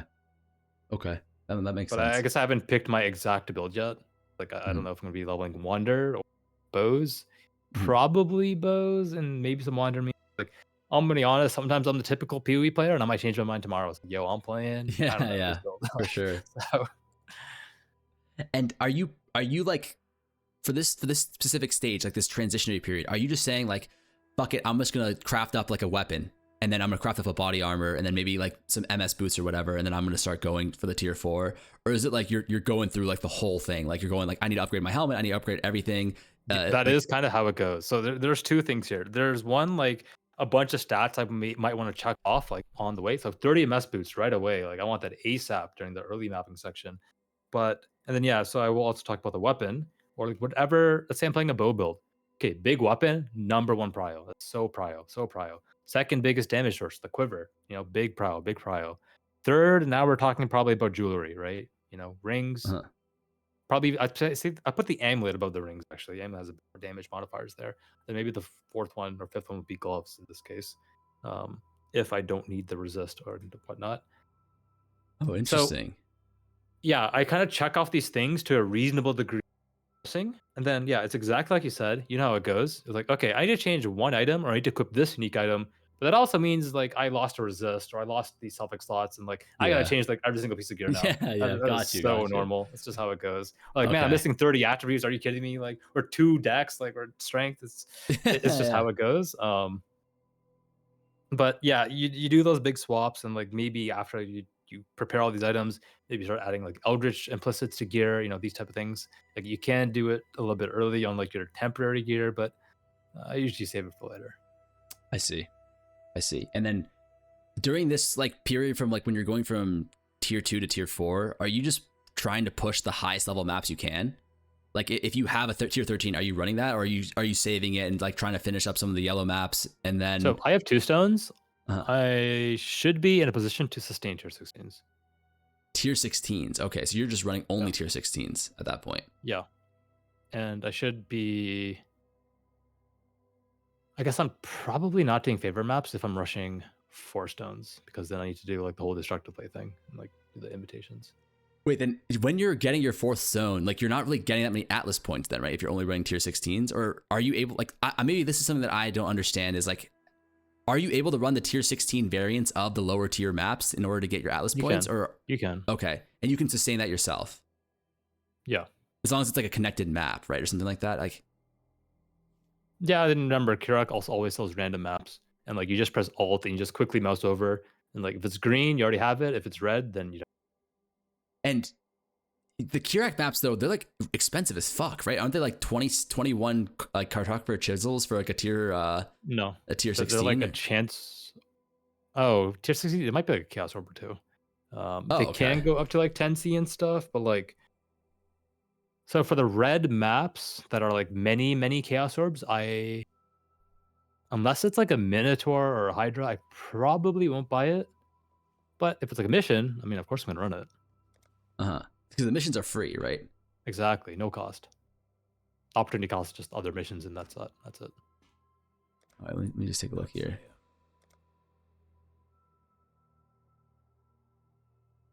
Okay, so it's looking like tier 16s are like 7 chaos from Kirak. It depends on how tryhard the group is. In some super tryhard groups, you might actually pay that, but honestly, probably not in most scenarios. Okay, and like I guess like I'm having trouble understanding like how we bridge the gap from like running only tier 16s to also like getting our Atlas points at the same time. Well, you're in the shop right now, right? You just press Alt and quickly skim every map, and so maybe not the reds because you're saying they're expensive, but the other ones are very cheap. Alchemy and Chance Orbs. I see what you're saying. So you're like, while you're leveling up, you're just stocking up on all the ones that you don't have already cleared, and then when will you actually run those? After you finish your 4 stones? Just anytime on the way, right? Like you can, it's up to you. You can run them like one at a time, or you could run them and like, okay, I've stockpiled like 5 of them. Let me just quickly boss rushing them. Okay, you just do them immediately every time you get them. Got you. So when you're doing the tier 4s, you're running your like whatever your favorite tier 16 map is, and then stocking up on all the Atlas maps that you miss, and then like you run those whenever you want to in order to get the Atlas points, preferably sooner rather than later, right? Yeah. I see. If I do Kirak missions on the way, like I'm probably doing some Kirak missions while farming the reds, and refresh the shop, and then the Kirak mission itself might also give completion, and you'll get a lot of red completions that way. And to add to this, you can use scouting reports to kind of force the rolls. I believe they're very powerful. Some of them are like guaranteed maps you don't have, which is great for lower tiers. Then some of them are also guaranteed.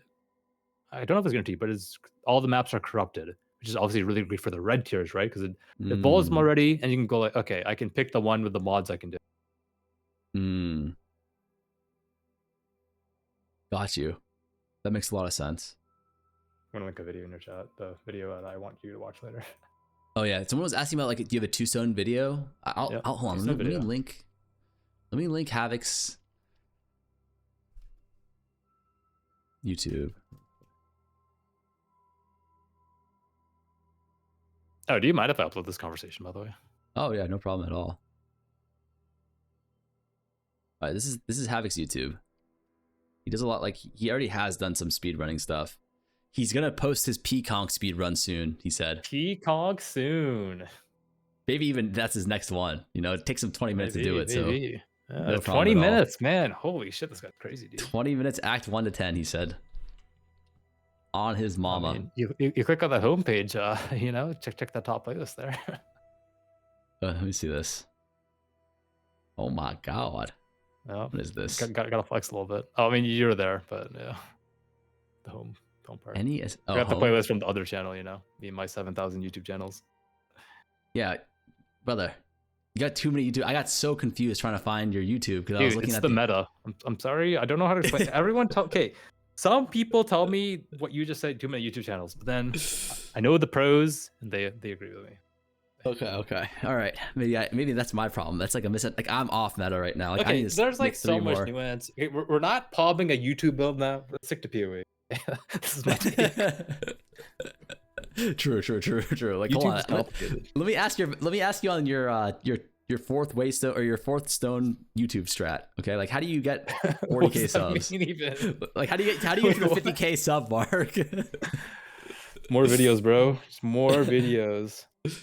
Give value to the people. Got you. Copy other people's shit. Understood. Tier soon. Okay, I think that's pretty much it. Like you just go from 2 stone to tier 16 or 2 stone to 4 stone. You're pretty much just sustaining tier 16s and then getting your other, like you're getting the Atlas completion just through pretty much Kirak shop plus Kirak missions. Is that correct? Correct. Getting lower tier completion.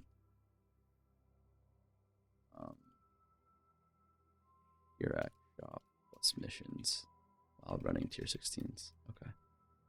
I do want to say, I don't know if 2 stone rushing is for the people though, especially like first time people. I think for them, the horizontal strat, if that's what we want to call it, just try to complete everything on the way. It is perfectly normal to like do the pyramid, you know, T1, then T2, sure. then T3, because what I will say is that even for me and for other speedrunners that are very good, it is not easy to make. It takes a lot of science and testing to make a build that is like very efficient defense and damage, that, you know, to get these fast times. It's actually very difficult. So I don't know the quality of everyone else's guides. I don't know if they've done this effort. So for most people, if you don't know, it is better to just like, okay, I'm going to get 10% more character power than what this guide says. I'm going to get like an extra level or 2, an extra notable or something, maybe 1 gear upgrade. That is like the safe recommendation, because I always say the same, like, man, I just want like a positive gaming experience. And like, it is not a positive gaming experience when like, you know, you're just getting one shot, like T8s or something, and you're doing no damage and like you're just dying over and over. Like, this is not positive. So sure. So I would guess like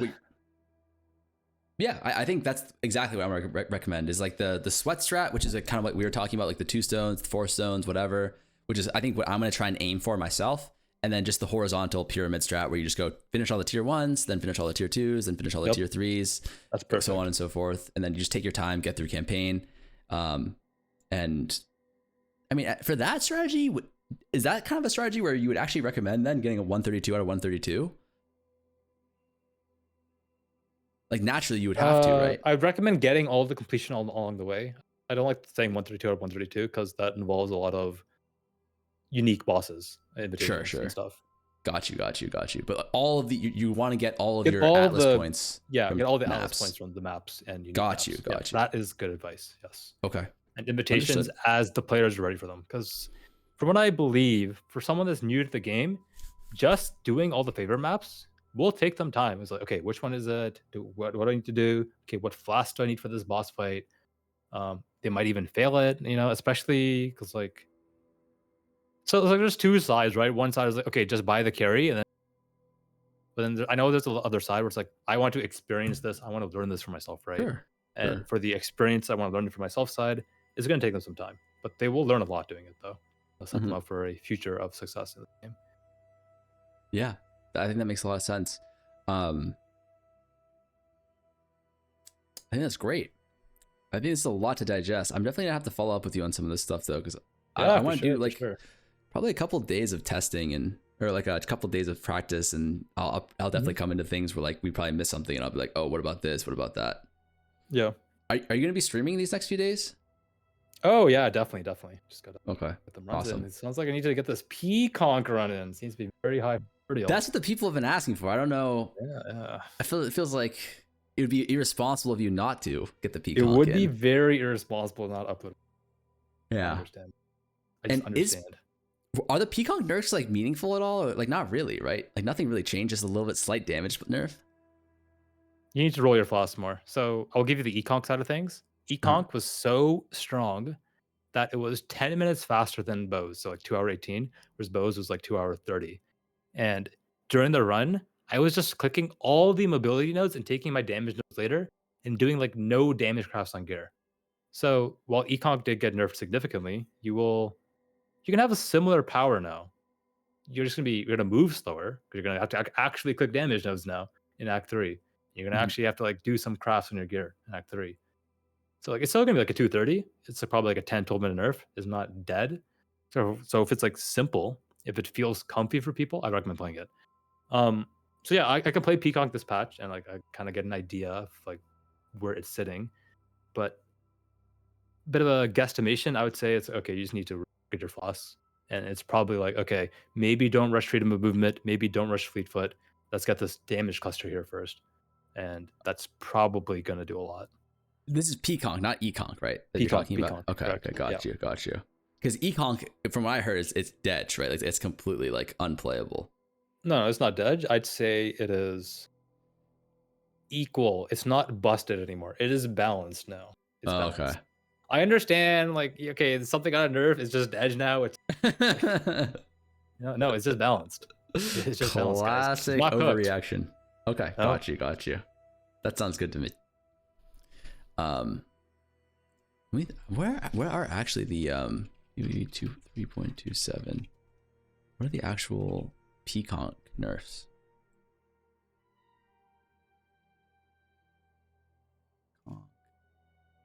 Poison. Less damage and more damage from flasks, I believe. Decent amount. 6 to 18 for flask. Previously 5 to 15.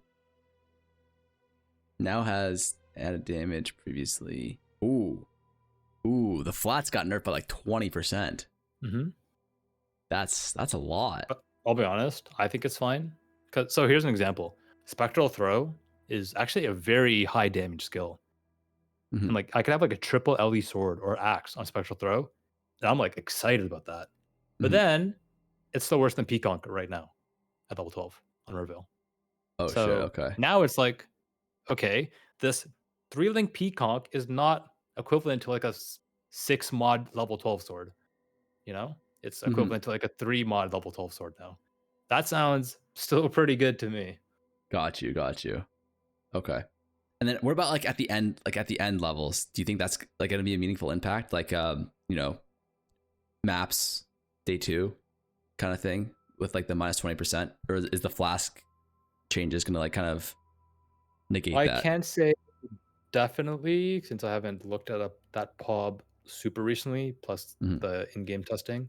That combination right there is important to be accurate, but just off the patch notes and knowing how people play, most people are pretty lazy rolling their flask properly. Yeah. I think if you roll your flask, it should be fine-ish. And like maybe you just need to like prio a dot multi-roll somewhere somehow. Okay, and when you say roll your flask, you mean like getting a high recovery roll on your life flask? And is that exactly in the campaign as well, or just in maps? I think in the campaign, it's going to be mostly about just staying, like upgrading your flask constantly, because it's a lot of alterations if you're also rolling them. Exactly. Okay. Cool. All right. Well, we're looking forward to that fucking P-Conk playthrough. We'll definitely learn a lot more there. Study that shit ourselves. Okay. Use the E-Conk though to start. Use the E-Conk Act 1 to 3 to start. That's how you get started. For sure, for I want to sure. see a 20-minute Act 1 tonight. Chat, he's going to do it tonight, right? 20-minute act. Wait, but how long did it take you to do Act 1? I mean, like 17 minutes. 17. All right. Expect the 15-minute Act 1 tonight. You feel me? Sink or swim, baby. Okay, why don't we get a... Okay, here's a real good benchmark for you, actually. I want to see a 8-minute climb enter. 8-minute What the climb. fuck is that? So Oh, that climb. is the zone after the ledge. I want you to play Caustic Arrow. I want you to play Caustic Arrow Volley. And I want you to enter the climb around the 8-minute mark. Very short, very practicable. And then I want you to then practice like equipping the shield charge and Frostblink. So you enter the climb, you go to lower prison, you go back to town, take the portal, you defeat the dweller, you log out, you talk to Nessa, you get your free faster attacks, maybe you buy Mana Forge Gem, probably not. And then you go to lower prison and you do the trial. Remember, in lower prison you go up, you always go up in lower prison. And I want you to practice equipping your shield charge during the traps. You do that, man, you've gone really far. Brother, you're like listing me out like cheat codes for GTA. You're like up, down, left, right, like activate this. It's not that hard, bro. Brother, you lost me on step 3. Aren't you like a finance guy? What does that have to do with finance? Like, it give me the Excel spreadsheet. You got the brains and the brawn, the money and the muscle. This guy actually listed like 30 consecutive steps in like 5 seconds. It's easy, man. That's so easy. Chat, isn't it easy? Chat, this is easy, right? I'm not even kidding you. Unironically lost me on like step 3, but you know we'll get there. We'll replay the 8-minute climb and 15-minute Brutus. That is like very. That's my goal for tonight. Okay, and before you reset on your existing character, just run through each zone a couple times. On Act 1? That will, yeah, in Act 1. That will save you so much time. You don't even know. Okay. Don't do Mudflats because you won't be able to see the cliffs. But every other zone, you can do that. Okay, serious question. I know you talked about this. Maybe this is the last thing we can talk about is for practicing this shit. Do you recommend, like, how do, like, Act 1 I've heard is like one of the hardest acts, but like, how do I practice like Act 5 or like Act 4? Like, I can't just like restart. I guess you just restart on the same character or some shit like that? Yeah, just do it on the same character. Oh, okay. Yeah, that's actually pretty easy. It's actually very simple. It is actually very simple. But I guess no one really streams to practice, so it's always like, oh, how are they? Well, here's the secret. You just do it on like high-level character. Because it's always about simplifying. Practice, just focus on a part, focus on a section. And focusing on just layouts is what's very common what people do. Would you say it's fair? Like if you can have like your Act 1 through 5 good, like does that all kind of like applicable then to like the 6 through 10? Because it's like pretty much the same zones, right? Yeah. 6 to 10 is like pretty much just blasting. The hard part is part 1, Act 1 to 5. Act 1 the hardest, Act 2 a little bit easier. Again, it gets easier as you go on. I'd say Act 3 is harder than Act 2. Act 2 is kind of easy clap, I'll be honest. Act 3 is hard just because it's like a lot. You're kind of getting introduced to resist at that point. A lot of bosses there. Act 4 is mostly a bossing act, where it's kind of like, okay, you should know how to press your buttons at that point. If you're not pressing your buttons right, then you're gonna have a bad time. It's definitely don't get hit Act 2 to a degree. Act 4 is Belly of the Beast? Yep. Okay. I forget. Act 5 is like Highgate, right? Yeah. Okay. No, Act 5 is the tower. The Overseer Tower. Okay. I kind of get what you're saying. I'm going to give you some more practice tips. So, there's like, you can study something, but you don't actually know it until you do it, which I think I mentioned, but I'm going to mention it again because it's so important. So what I would recommend is memorizing things or like rewriting stuff. I find this very helpful for me. I find this helpful for some of the people I've taught in different things. Like, make a new POB and just click the nodes on the passage tree. Do as much thinking before the run as possible. And like, so I have done this. I have literally done this. Like, not even like a long time ago, like recently. I will open up a POB and I'll just click the nodes off memory. Then I'll like check, did I get it right? Oh yeah, I did. Then I'll just do it again a couple times. This guy's a sweat. That's actually really good advice. Yeah, that's I mean, yeah, that's actually really smart because I that's something that I feel like a lot of times I'm in the like last league, for example, I would just be like alt tabbing, checking my POB, like wasting so much time like looking at like where am I supposed to go. But if you just fucking remember that, which shouldn't be that hard, then you save so much time, right? There's zero chance he's doing this. Well, it's your loss, bro. What do you Mr. mean, like, Moderator. brother, you can't listen to the mods. The mods are the biggest hate watchers here. Okay, the mod, you give the sword to the guy so you know to ignore their message and just be like, fuck that guy. True. At least in this chat, it's like the moderators are the biggest hate watchers. I'm gonna do a lot of what you said. Maybe not everything, but I'm gonna do a lot of it for sure. He's saying you're saying there's zero chance you do it. Oh no, yeah, he's talking about me. Yeah, he's not talking about you. No, he's saying there's zero chance I do. It's hard to read the perspective on the internet. Well, yeah, don't worry. Yeah, this is the biggest time loss I see from people. All tabbing. Wait, what was my skill gem? What am I buying here? Yeah. Towns. Spending too much time in towns. You know, it all comes down to planning. The more you can plan and remember beforehand, the better. That's all it is. Okay. Do you think, like, on a more meta note, do you think, like, because you're kind of talking about how, like, if you have good build strength, a lot of the other issues, like, you're kind of basing a lot of your, like, guidance for me and, like, also, like, meta strategies off of the fact that I'm running or like the person that you're guiding is running a meta build that like can, or maybe not meta build, a strong build that like can actually utilize like low resources efficiently, right? Do we think that like Peaconk into like Mamba, for example, would qualify as like a efficient build that's able to use the resources very, very appropriately, or would I be better off trying something else?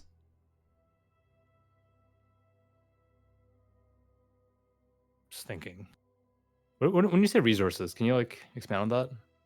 I mean, like, for example, like, you know, I get to maps, I might have 1 div worth of total, you know, resources to spend on my gear. Or like I might get to like tier, like the fourth, like tier 16s, and I'll have like 2 div worth of, you know, resources to spend on my gear. You obviously know how to do all that SSF. I might actually have to like spend some of my currency to buy some stuff, you know, like in terms of like for example, like this is a meta build. So like this is a Peacock is a meta progression build.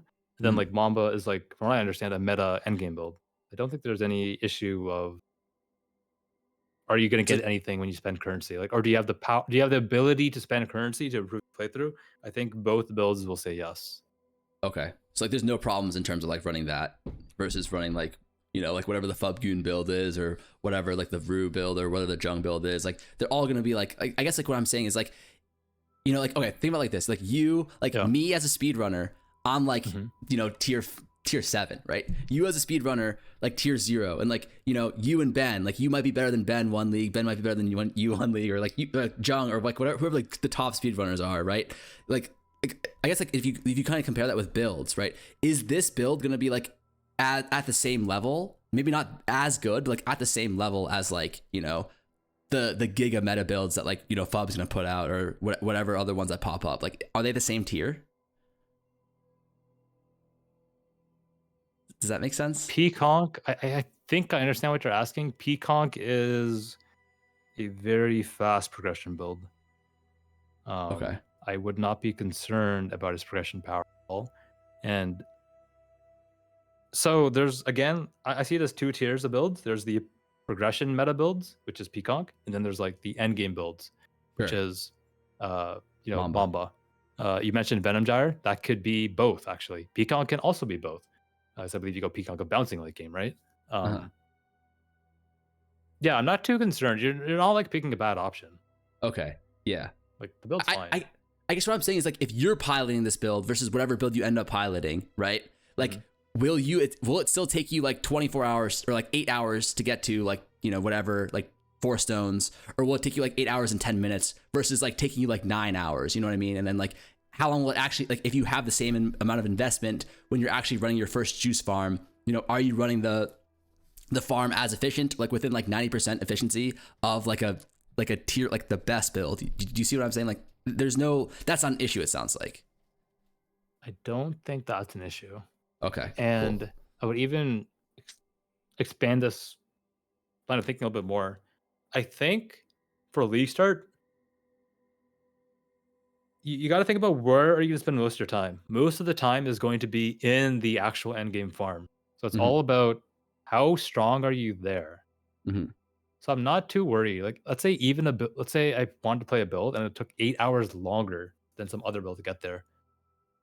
Like, it doesn't really matter because like I'm gonna be spending like 80 hours, right, doing the farm later. So like it's all about those 80 hours, not the first 8 or 16. Okay. And this, so like I wouldn't stress about that.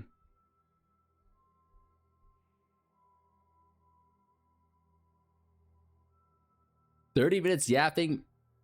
Okay. And you're saying that this build won't really struggle during that 80 hours of mapping endgame part, right? I haven't played Peacock of Bouncing recently, so like I can't say for certain. But like from what I know, word on the street, what I've seen people say, they always say, "Yeah, man, I first time Peacock. It's what I used to learn the game. I beat Ubers with it." I see these type of comments. Maybe chat can confirm from the people that are here if they can.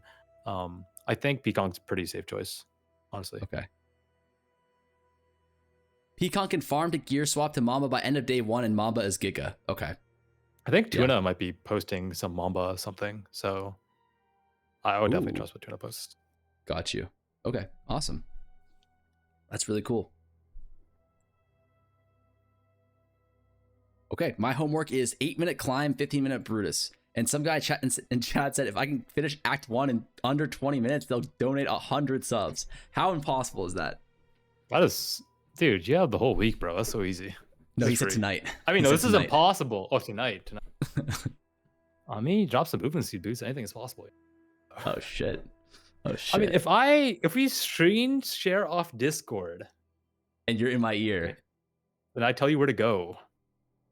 So I wasn't like do one run just for the memes. We'll split the subs 50-50. All right. That's cheating. What do you mean? That don't count. That don't count. Okay, well. All right. We'll keep it ethical.